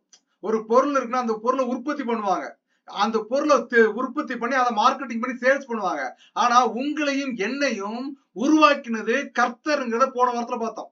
களிமணினாலே உருவாக்கினா, ஜீவ சுவாசத்தை நம்ம நாக்குல ஊதினாரு. இந்த ஜீவ சுவாசம் பரலோகத்துக்கு பேரும், இந்த சரீரம் என்ன பண்ணா மண்ணுக்கே திரும்ப போயிடும். அதுக்கு முன்னாடி இந்த உலகத்துல உயிரோடு இருக்கும்போது என்ன பண்ணணும், இயேசுதான் கடவுள்னு ஏத்துக்கிட்டு அவரை குறித்து நம்ம நண்பர்களுக்கு சொல்லுவோம் அப்படிங்கிற ஒரு விஷயத்துல, அந்த விஷயத்துலதான் கர்த்தர் பிரியமா இருக்கிறாராம். காசு கொடுக்குது, பணம் கொடுக்குது, இதெல்லாம் உலகத்துக்காரங்க தவறான போதனை செலுத்துறாங்க. பிதாவின் சித்தம் என்னன்னு கேட்டீங்கன்னா, அவரை குறித்து நம்முடைய நண்பர்களுக்கு, உறவினர்களுக்கு ஒரு காரியத்துல சொல்லி ஏத்துக்கோ, கொஞ்சம் டெஸ்ட் பண்ணி பாரு. யூ கேன் டெஸ்ட் தம். ஒரு பிரியாணி சாப்பிட்றனா எனக்கு பிரியாணி பிடிக்காதுன்னு சொல்லாத, நீ சாப்பிட்டு பாரு, உனக்கு பிடிச்சிருந்தனா then you can go ahead. If you are not like that, just keep it up. உனக்கு நீ அதை அனுபவிச்சு பாருப்பா, அந்த அனுபவத்துக்குள்ள வந்து பாரு. நாங்க அந்த அனுபவத்துக்குள்ள இருக்கிறோம், அது எங்களுக்கு சமாதானமா இருக்கு. எங்களை சிருஷ்டித்தவர், ஆனா உங்களையும் என்னையும் சிருஷ்டித்தவரும், இஸ்ரவேலை உருவாக்கி அந்த உலகம் ஃபுல்லத்தையும் படைத்தவரும், இந்த மக்களை உருவாக்கினது சொல்றது என்னன்னா, ஃபர்ஸ்ட் அவர் சொல்றது, கர்த்தர் சொல்கிறது, பயப்படாதே. Don't fear. Fear not. எதுக்கு நீ பயப்படுற? எதுக்கு நீ கலங்குற? எதுக்கு நீ திகைற? அவரை பிடிச்சிட்டேன்னா, கர்த்தரை உன் இருதயத்துக்குள்ள வச்சுட்டேன்னா, இந்த உலகத்துல நடக்கிற காரியத்தை நீ பார்த்தோ கேள்விப்பட்டோ அது உன்னை சேதப்படுத்தாது. நீ பயப்பட வேண்டிய விஷயமே இருக்காது. எனக்கு ஒரு நம்பிக்கை உண்டு, நான் இன்று மரித்தாலும் என் குழந்தைகளையும் என் காரியத்தையும் கர்த்தர் என் குடும்பத்தை பார்த்து கொள்வார். அதுதான் என்னது, நம்ம இயேசு கிறிஸ்து நமக்கு கொடுக்க ஒரு வாக்கு தத்தம். அப்படி கொடுக்கிறோம், நம்ம எடுத்துருவார் அவ்வளவு சீக்கிரம் இல்லைங்க. அதுதான் நீ பயப்படாதப்பா, நான் உன் கூட இருக்கிறேன், உன்னை நான் மீட்டு கொண்டேன். அடிமையா விற்கப்பட்டவங்களை காசு கொடுத்து இன்னொரு அடிமையா வாங்கிட்டு போவாங்க. நீங்க அடிமையா விற்கப்படல. உங்களை நான் என்ன பண்ணா, என் ரத்தத்தை கொடுத்து, உலகத்துல எந்த மனுஷன் என்ன பண்ணுவான்னு கேட்டீங்க அப்படின்னா, ஒரு பணம் கொடுத்து உதவி பண்ணுவான், வேற ஏதாவது சப்போர்ட் பண்ணுவான். யாரும் கொடுக்காத ஒரு விஷயம் கேட்டீங்கன்னா, பெத்த பிள்ளைகளும் சரி, தாய்களும் சரி, குழந்தைகளும் சரி, எந்த உறவுகளா இருந்தாலும் சரி, அவர்கள் இன்னொருவருக்காக ஜீவனை கொடுக்க மாட்டார்கள். ஆனா நமக்காக ஜீவனை கொடுத்த இயேசு கிறிஸ்து, அவர் என்ன பண்ணாரு? நல்லது செஞ்சிட்டு இருந்தாரு, நோயை குணமாக்குனாரு, பேய விரட்டினாரு, மரிச்சவனை உயிரோட எழுப்பினாரு. அவர் நன்மை செய்கிறவராவே அந்த இஸ்ரேல் பட்டணத்துல சுற்றி திரிந்தார். அதனாலதான் அவர் அடிச்சு கொண்டுட்டாங்க. ஆனா அவருக்கு தெரியும், அவர் அடிக்கப்படும்படியாய் வந்த ஆட்டுக்குட்டி. அவர் தன்னுடைய சொந்த ரத்தத்தினால உன்னையும் என்னை என்ன பண்ணினாரா, மீட்டு கொண்டார்.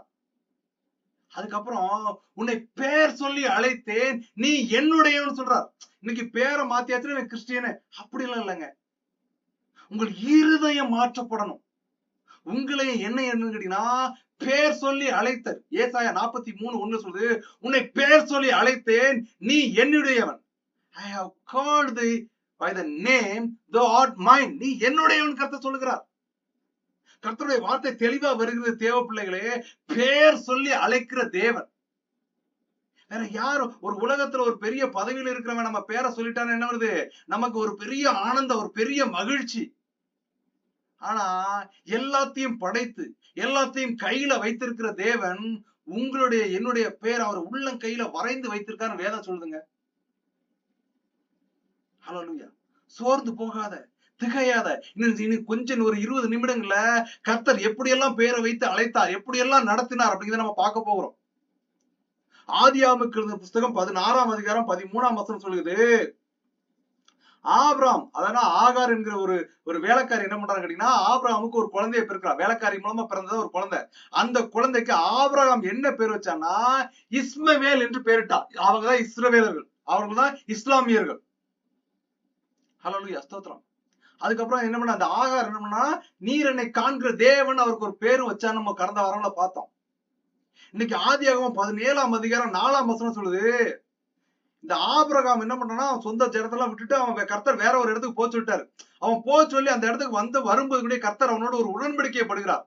என்ன உடன்படிக்கை தரனா, ஆதியாகமம் 17:4, இவன் தன்னுடைய சொந்த ஊரான அந்த பாபிலோனுடைய தேசத்துல அந்த பட்டணத்துல, ஊர் என்கிற பட்டணத்துல வாழும்போது அவன் என்ன தொழில் செஞ்சுட்டு இருக்கானா, சிலைகள், அதாவது சாமி கும்பிடுறாங்க பாத்தீங்களா இந்துக்கள், அப்படிப்பட்ட சிலைகளை செஞ்சு அதை வித்து அதன் மூலமா என்னன்னா அவனுக்கு வருவாயில ஈட்டுறாங்க. சோ சிலைகளை செய்யக்கூடிய தொழில் செய்தனால அவர்கள் ஜாதி ரீதியா உயர்ந்தவராக கருதப்படுறாங்க.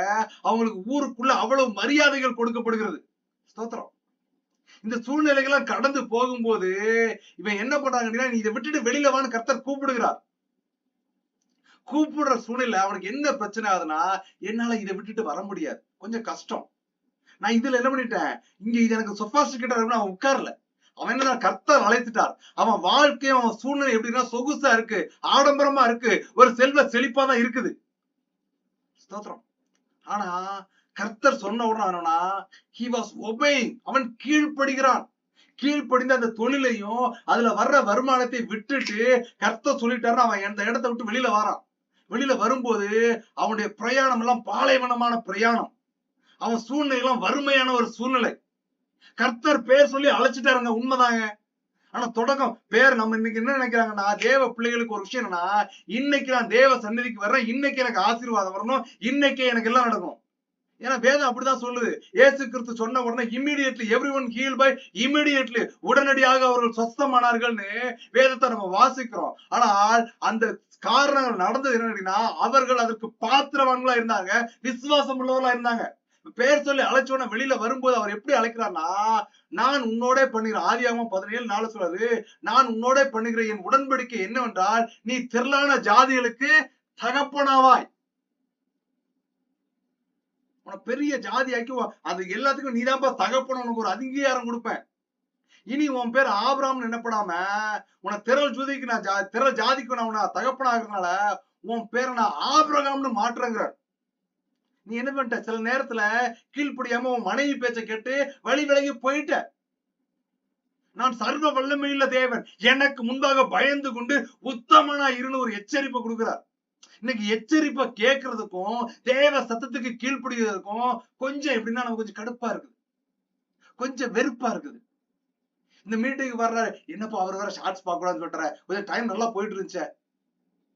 அப்போ இந்த சகோதரர் தெளிவா சொன்னார், நம்ம அந்த ஷார்ட்ஸ் பார்க்கும்போது தேவையில்லாத விஷயங்களை வருது, அதுல நம்ம கைய வச்சிடக்கூடாது. உன் இருதயத்தை நீ என்ன காத்துக்கொள்ளணும். எதன் மூலமா காத்துக்கொள்ள முடியும்? தேவ வசனத்தை உன் இருதயத்துக்குள்ள பதிக்கிறது மூலமாகவும், தேவ சத்தத்தை நீ கேட்கிறது மூலமாகவும் நாம் நம்மை பரிசுத்தம் பண்ணிக்கொள்ள முடியும்.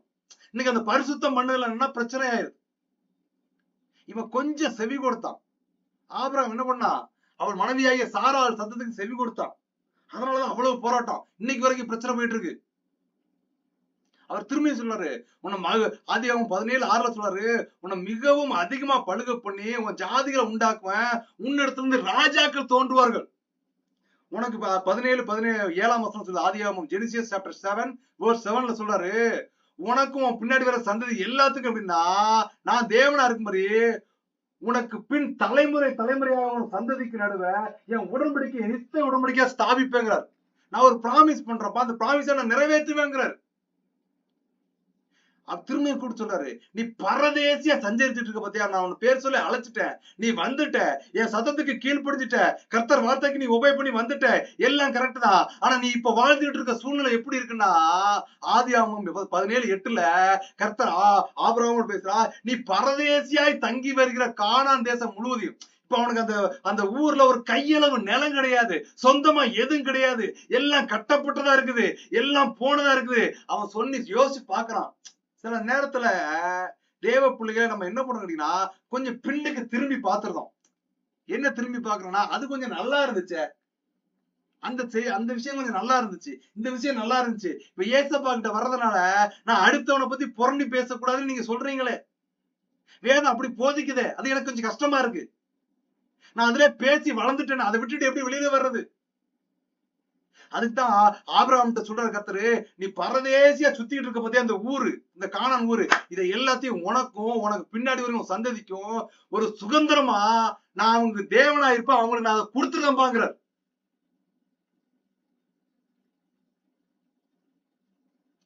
அது மாத்திரம் கிடையாது, நான் சில உடன்படிக்கையும் சில கட்டளையும் நான் உன் பிள்ளைகளுக்கு கொடுப்பேன்பா, அதை கொஞ்சம் தயவு செஞ்சு என்ன பண்ணுங்க, கீழ்ப்படிந்து அதை ஃபாலோ பண்ணதுக்கு ட்ரை பண்ணுங்கிறார். ஆபிரகாம் குழந்தையை பெக்கிறதுக்கு முன்னதாக பேர் சொல்லி அழைத்த தேவன் அது என்ன பண்றாருன்னு கேட்டீங்க அப்படின்னா, அந்த ஆதியாகமம் புஸ்தகத்தை யோசிச்சு பாத்தீங்கன்னா, அவன் அந்த சகோதரர் சொன்னாரு, குழந்தைய வெட்ட போகும்போது கை போடாதுன்னு ஒரு சத்தம் வேற கொடுக்குறாரு. உபத்திரவத்துக்குள்ள அனுபவிச்சுட்டாரு. ஒரே ஒரு குழந்தை 90 வயசு கழிச்சு பிறந்திருக்கு. இப்ப இந்த குழந்தைய கொல்றதுக்கு அந்த மோரியா மலைக்கு போங்கிறாரு. இவன் பிரயாணம் பண்ணி போறான், 3 நாள் பிரயாணம். 3 நாள் அவன் இருதயம் எப்படி இருந்திருக்கும்? ஒரே ஒரு பையன், எனக்கு இருக்கிற ஒரே ஒரு சொத்து. இப்ப நான் வெறும் கையா வந்த இந்த கானான் தேசத்துக்குள்ள இப்ப எனக்கு நிறைய சொத்து இருக்கு, நிறைய பணம் இருக்கு, எல்லாமே இருக்குது. ஆனா எனக்கு இல்லாத ஒண்ணே ஒண்ணு குழந்தை பாக்கியம். அது வேலைக்காரி மூலமா வந்துச்சு, அதுவும் என் குழந்தைய கன்சிடர் பண்ண முடியாது. எனக்கு என் மனைவிக்கு இப்போ ஒரு அநேக ஆண்டுகளுக்கு அப்புறமா ஒரு குழந்தை பிறந்திருக்கு. இப்ப இந்த குழந்தைய வெட்டுன்னு சொல்றாரு.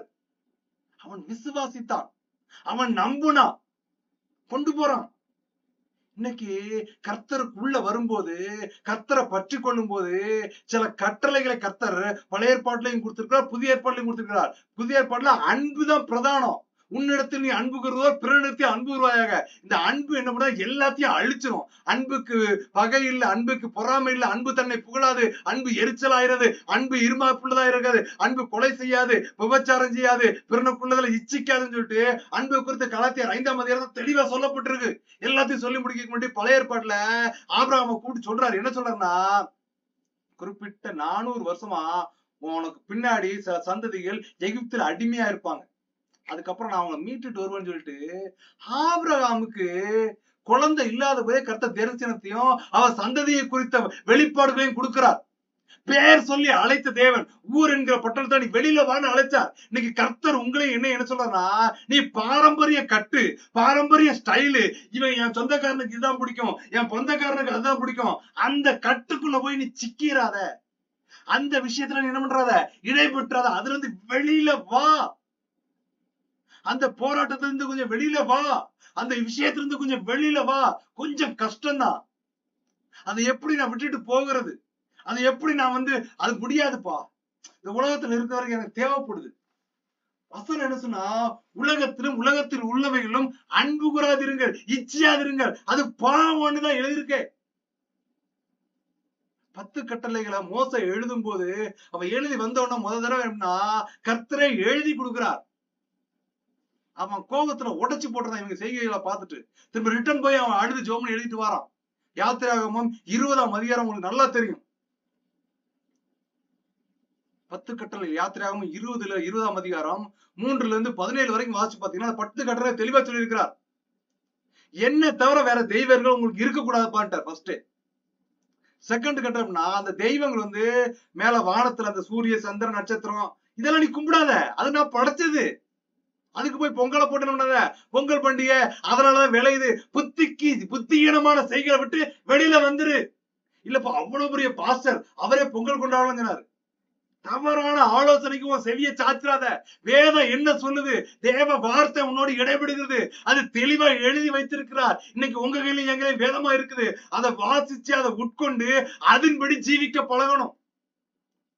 2வது விஷயத்த சொல்றாரு, மேல வானத்திலேயோ கீழே பூமியிலோ பூமிக்கு கீழே தண்ணீர்லயோ எதுக்கு ஒப்பான ஒரு சுரூபத்தையோ யாதொரு விக்கிரகத்தையோ உனக்கு நீ கும்பிடாத. தேவன் ஆவியா இருக்கிறார், நீங்கள் ஆவியோடும் உண்மையோடும் அவரை தொழுது கொள்ளுங்கள். உன் தேவனுடைய நாமத்தை நிமிடாத. ஐயோ இவெல்லாம் கிறிஸ்டியனான்னு சொல்லிட்டு உன் ஜீவனத்தின் நிமித்தமா தேவன் நாமத்தை தூசிச்சிடாத.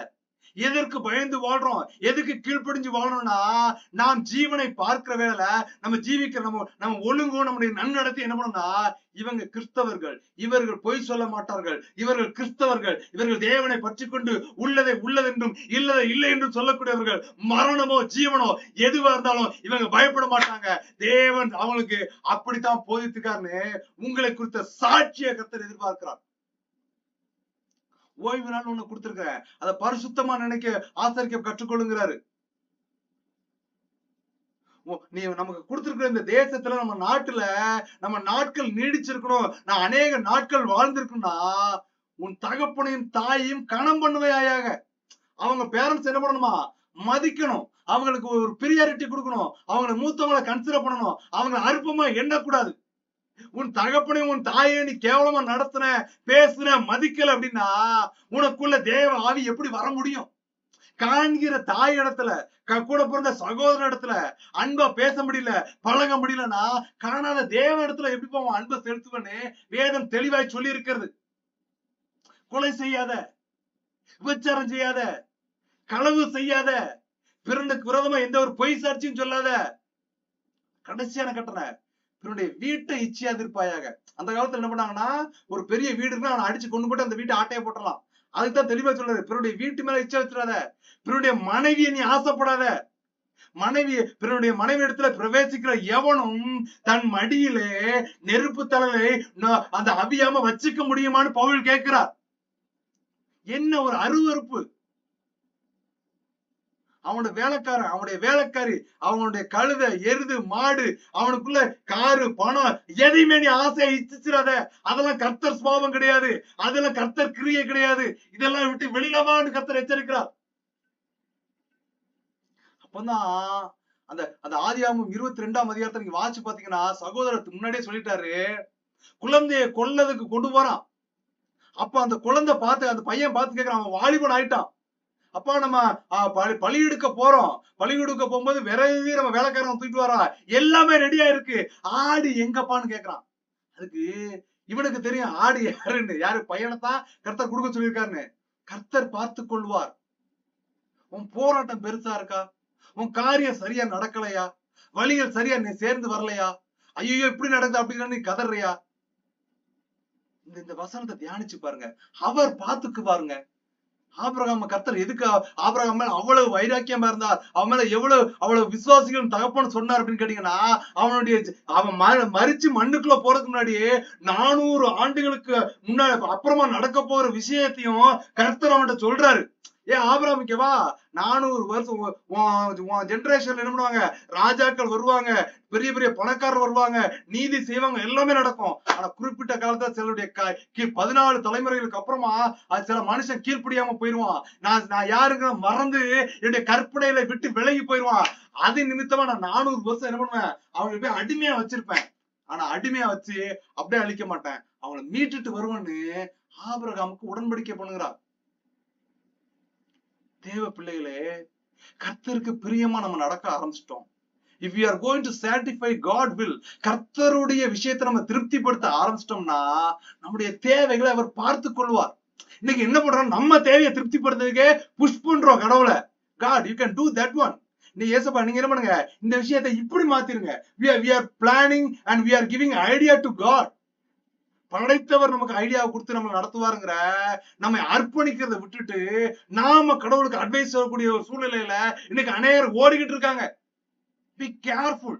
நீங்க உங்களை தற்பரிசோதனை செய்து கொள்ளுங்கள்.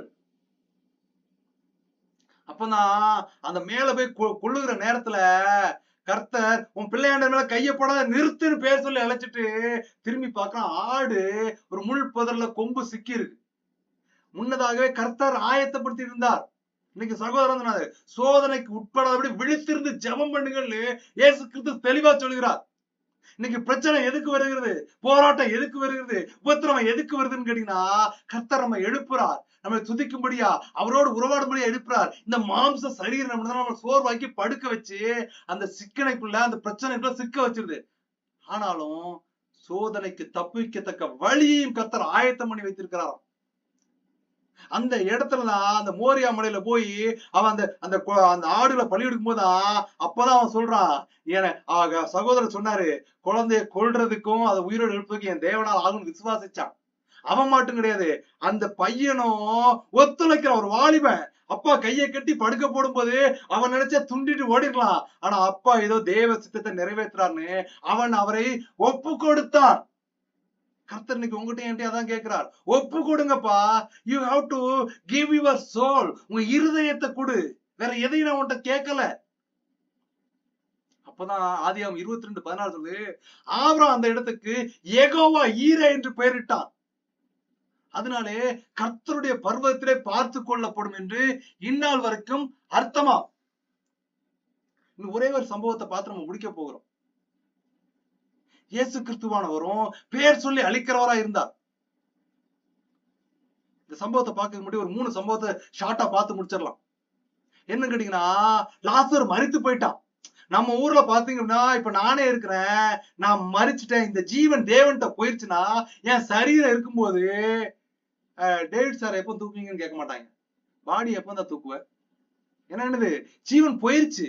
இதுக்கப்புறம் இந்த ஜீவன் போனதுக்கு அப்புறம் இது சரீரம், இது மண்ணுக்கு போகிற ஒரு அழிந்து போகக்கூடிய ஒரு காரியம். எல்லாம் இதுக்கு பேர் வச்சு கும்பிட மாட்டான், இதுக்கு மரியாதை கொடுக்க மாட்டான். என்ன பண்ண, ஒரு கேஸ், எப்ப இந்த கேஸ் முடிஞ்சு போச்சு, என்ன பண்ணலாம், எப்போ டிஸ்போஸ் பண்ணலாம், எப்போ போஸ்ட்மார்ட்டம் பண்ணலாம், எப்போ டிஸ்போஸ் பண்ணலாம், எப்போ எடுத்து புதைக்கலாம். ஏன்னா அநேக நாள் இந்த சரீரத்தை வெளியில வைக்க முடியாது, நாத்தம் வந்துரும். ஐஸ் பெட்டில குறிப்பிட்ட நேரம் வரைக்கும் தான் வைக்க முடியும். பாடியை எப்போ எடுப்போம் தான் மனுஷன் பேசுவான். தேவன் அப்படி பேசவே இல்லைங்க. லாசரு அடக்கம் பண்ணி போட்டு உள்ள வச்சிருக்கும் போது அவனுடைய சகோதரி வந்து சொல்றா, கல்லறையை புரட்டுங்கன்னு. உடன் பிறப்பு சொல்றா, ஓ கடவுளே ஏசப்பா உங்களுக்கு தெரியாதா, 3 நாள் ஆச்சு செத்து, இப்ப திறந்துட்டா நாத்தம் குடல்ல புடுங்கும்.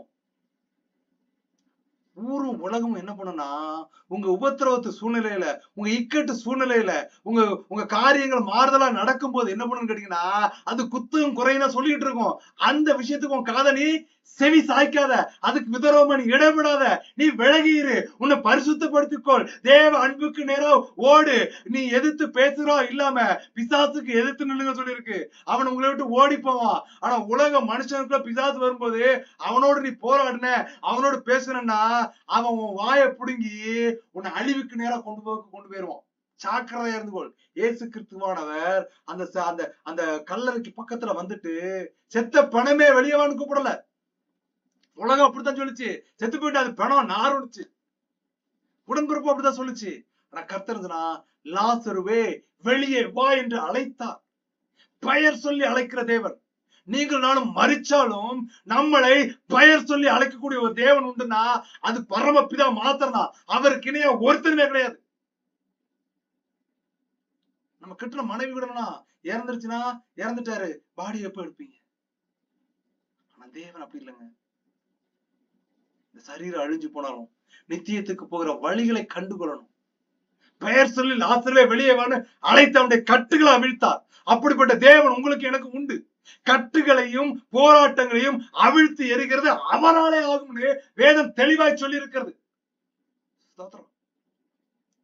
இன்னும் நீங்க வாசிச்சு பாத்தீங்கன்னா நாத்தான்வேல் ஸ்தோத்திரம், இவனை பார்த்த உடனே பிலிப்பு போய் சொல்றான், எப்பா கிறிஸ்து வந்திருக்காரு பாக்கணும். எங்க இருந்து வந்திருக்காரு கிறிஸ்து? கிறிஸ்து வந்து நாசரேத்து ஊர்ல வந்திருக்காரு. எப்ப நாசரேத்து ஊர்ல இருந்து ரட்சிப்பு வரும்னு பழைய ஏற்பாடுல எங்க இந்த வேதத்துல எங்குமே எழுதலப்பா, இது கொஞ்சம் வித்தியாசமா இருக்கு, சரி வா போய் பாப்போன்னு நாத்தான்வேல் டிராவல் பண்ணி வாரான் ஏசு கிறிஸ்துவ பாக்கிறதுக்கு. பார்த்தோன்னு ஏசு கிறிஸ்து சொல்லுகிறார் அவனை பார்த்து, கபடட்ட உத்தம இஸ்மவேலனே. நாத்தான்வேலை குறித்து சொன்ன உடனே அவன் கேட்கிறான், எப்படி நீர் அறிவீர்னு கேட்கிறான். ஏன்னா ஏசு கிறிஸ்துடைய பிறப்பை பத்தியான விஷயங்கள் அந்த காலத்துல எழுதப்படல. இவர்கள் பழைய ஏற்பாட்டு காலத்தை ஃபாலோ பண்ணிட்டு இருக்காங்க. ஏசு கிறிஸ்து மேசியா எங்க பிறப்பார்? பெத்லகேம்ல பிறப்பார். ஆனா நாசரேத்து ஊர்ல இருந்து வந்தாருன்னா அவனுக்கு அந்த இன்சிடென்ட் புரியல. ஆனா இன்னைக்கு நமக்கு தெரியும். புதிய ஏற்பாட்டுல அவர் பெத்லகேம்ல பிறந்து அவனை ஏரோது ராஜா கொல்ல முயற்சி பண்ணும்போது எகிப்துக்கு ஓடி போய் திரும்ப கலிலேயில வந்து அப்புறம் நாசரேத் ஊர்ல வந்து வாசம் பண்ணினாருங்கிற சம்பவம் நமக்கு தெரியும். ஆனா நாத்தான்வேலுக்கு அந்த காலகட்டத்துல அதை பத்தியான வெளிப்பாடுகள் கிடைக்கல. உத்தம இஸ்மவேலனே சொன்ன உடனே அவன் பற்றிக்கொள்ளான், நீர் மேசியா. இன்னைக்கு நம்ம அவரை பற்றி கொள்ளுகிறோம்னா விட்டு போகிறோம். லூக்கா 19ஆம் அதிகாரம் கடைசியான சம்பவம். லூக்கா 19ஆம் அதிகாரம் 1ஆம் அதிகாரத்துல இருந்து வாசிச்சு பாத்தீங்கன்னா, அவர் எரிகோவில் பிரவேசித்து அதன் வழியாய் நடந்து போகி, அந்த அந்த விஷயத்தை நம்ம கொஞ்சம் நல்லா நோட் பண்ணணும் தேவ பிள்ளைகளே. அவர் நடந்து போகி, அந்த காலத்துல கேட்டீங்கன்னா உங்களுக்கு குதிரைகள் இருந்துச்சு. அந்த காலத்தில் கழுதை மேல ஏறி அவர் பிரயாணம் பண்ணிருக்கலாம். He have a lot of influence.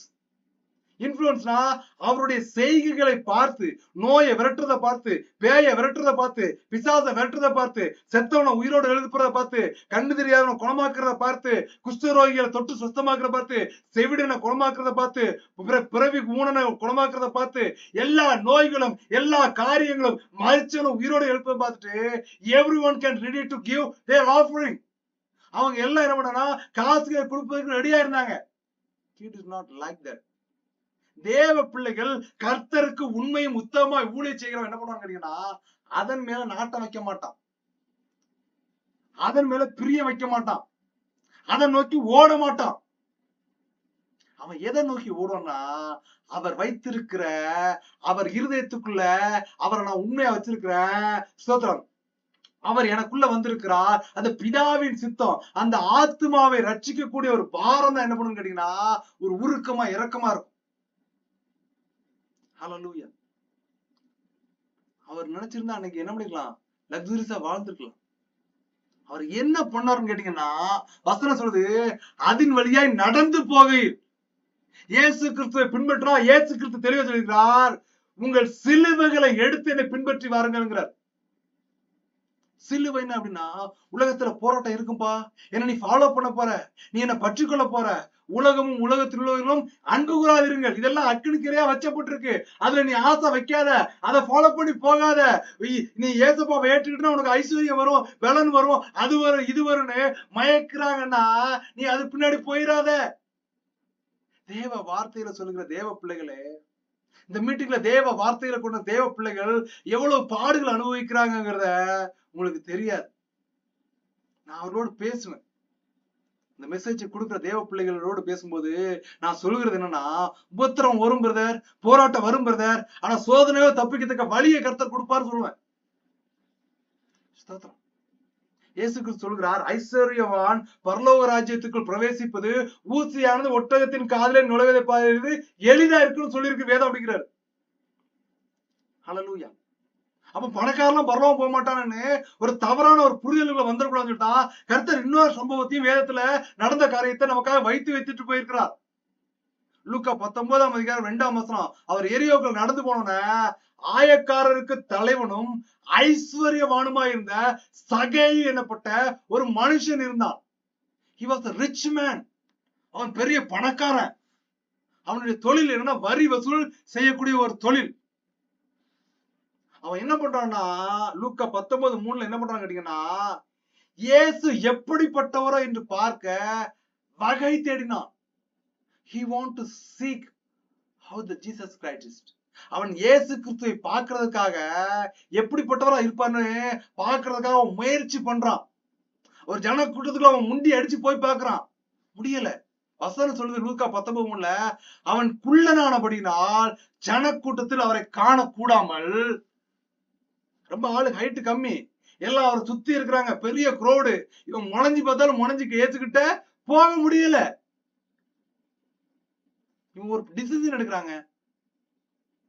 லூக்கா 19:4 அவர் போகும் வழியில் முன்னாக ஓடி, கர்த்தர் சொல்கிறார், நம்ம என்ன பண்ணணுமா, இயேசுவை பற்றி கொள்ளணும், பரலோகத்துக்கு போனா அவருக்கு முன்னதாக நம்ம என்ன ஓட ஆரம்பிக்கணும். ஓடி போய் ஒரு காட்டத்தி மரத்து மேல ஏறிட்டான். லூக்கா 19:5 சொல்லுது, இயேசு அந்த இடத்துக்கு வந்த போது அவனை பார்க்கிறாரு.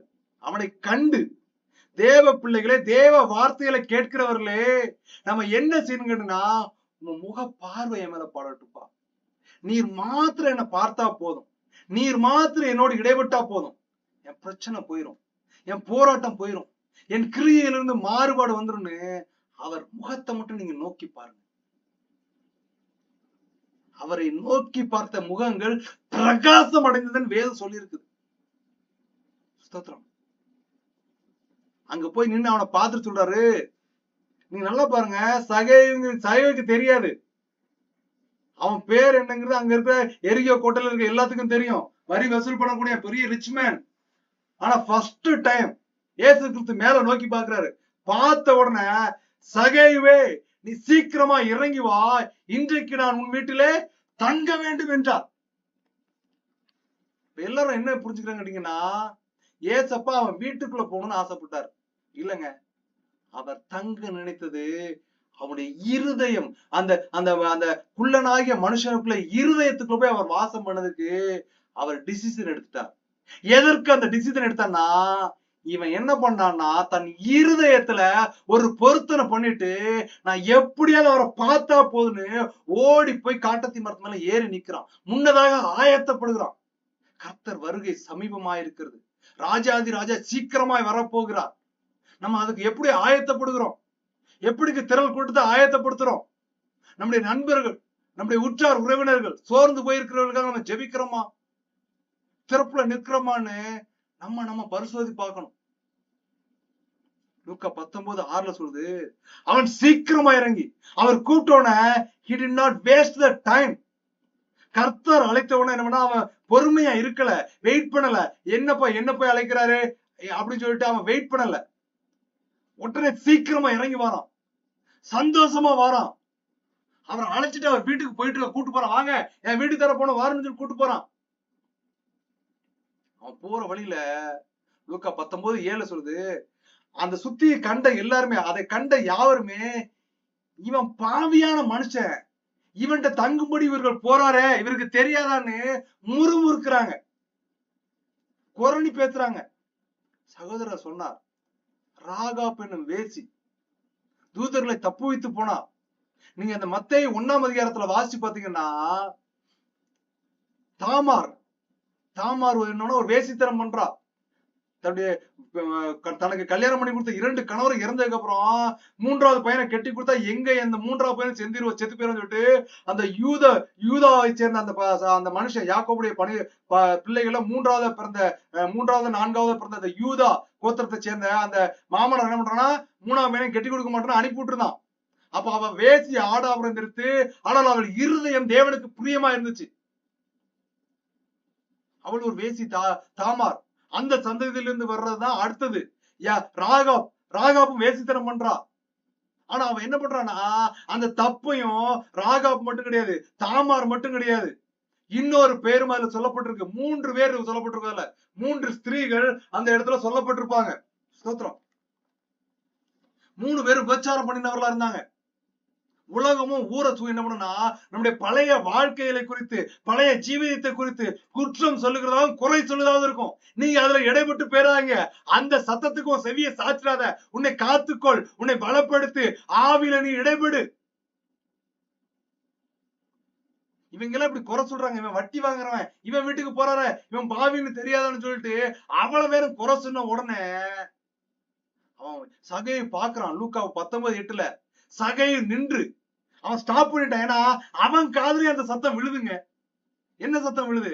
இவன் அநியாயமா வட்டி வாங்கி கூடியவன், இவன் தொழில் சரி கிடையாது, இவன் பாவி. தேவ பிள்ளைகளே, கர்த்தருடைய வார்த்தையை கேட்டுக்கொண்டிருக்கிறவர்களே, உலகத்துல சுத்தி இருக்கிற பிசாசின் ஆவியை பெற்ற மனுஷங்க என்ன பண்ணுவானா, உங்களை என்னையும் குறை சொல்லுகிறதாயும் முந்தைய வாழ்க்கையை குறித்து புரணி பேசுகிறதாயும் சொல்லிட்டு தான் இருக்கும். அந்த சத்தத்துக்கும் செவியை நீ சாச்சிடாத. ஆனா அந்த சகையை கொஞ்சம் அந்த சத்தத்துக்கு செவி சாச்சிட்டு அங்க நின்னுட்டான். நின்னவன் அப்படியே டிசிஷன் எடுத்து விலகி போகலங்க.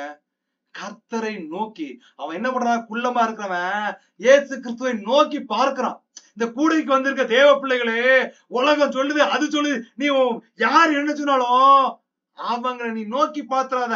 நம் முகங்களும் நம் சிந்தனையும் நம் இருதயமும் தேவனை நோக்கி பார்க்க வேண்டும்.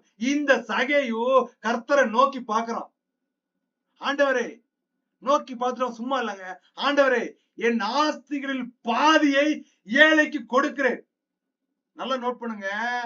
பைபிள்ல புதிய ஏற்பாட்டுல எந்த ஒரு பிளேஸ்லயும் ஆலயத்துக்கு கொடுக்கிறேன்னு எழுதல. என்ன எழுதப்பட்டிருக்குன்னா, இது அநேக ஊழியர்களும் கர்த்தர் வார்த்தையை சொல்லி சுயாதீனமாய் கர்த்தர் சித்தத்தை விட்டுட்டு உலகத்துல அழிந்து போற காரியத்துல இச்சைப்பட்டவங்க இந்த விஷயத்த சொல்றதுக்கு பதறுகிறார்கள். அவன் என்ன சொன்னான் பாருங்க, சகையு, என் ஆஸ்திகளில் பாதியை ஏழைக்கு கொடுக்கிறேன். நான் பெரிய பணக்காரன், என் சொத்துல பாதியை நான் ஏழைக்கு கொடுத்துருக்கேன். நான் ஒருவன்ட்ட எதையாகிலும் அநியாயமா வாங்கிருந்தா அத நாளத்தனையா திரும்ப கொடுக்குறாங்கிறான். ஸ்தோத்திரம். இப்போ இத சொல்லி முடிச்சவன அடுத்து அவன் வெயிட் பண்றான். He was waiting for Jesus Christ, what is going to say. அவர் எனக்கு என்ன சொல்லுவார், நான் என்ன முழுவதுமா கொடுக்கறதுக்கு ரெடி ஆயிட்டேன். இந்த உலகத்தின் செல்வம் எனக்கு தேவையில்ல, அதை ஏழைக்கு கொடுத்துறேன். தயவு செஞ்சு நோட் பண்ணீங்க, ஊழியத்துக்கு கொடுத்துறான்னு கிடையாது, ஏழைக்கு கொடுக்கறவன் தான் சொல்றான். ஏழைக்கு இறங்குகிறவன் கர்த்தருக்கு கடன் கொடுக்கிறான்னு வசனம் தெளிவாய் சொல்லி இருக்குது. ஹல்லேலூயா.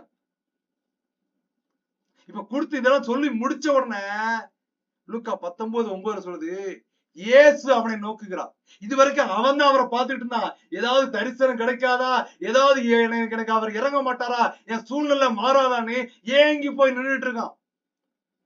கர்த்தருடைய வார்த்தையை கேட்கிறவர்களே, என் சூழ்நிலை அப்படித்தான் இருக்கு, என் காரியமும் அப்படித்தான் இருக்கு, நானும் என்ன செய்யறது தெரியல, நான் யார நோக்கி பார்க்கறதுன்னு தெரியல, எனக்கு அனுகூலமா இல்லைன்னு நினைச்சீங்கன்னா அவரை நோக்கி பாருங்க.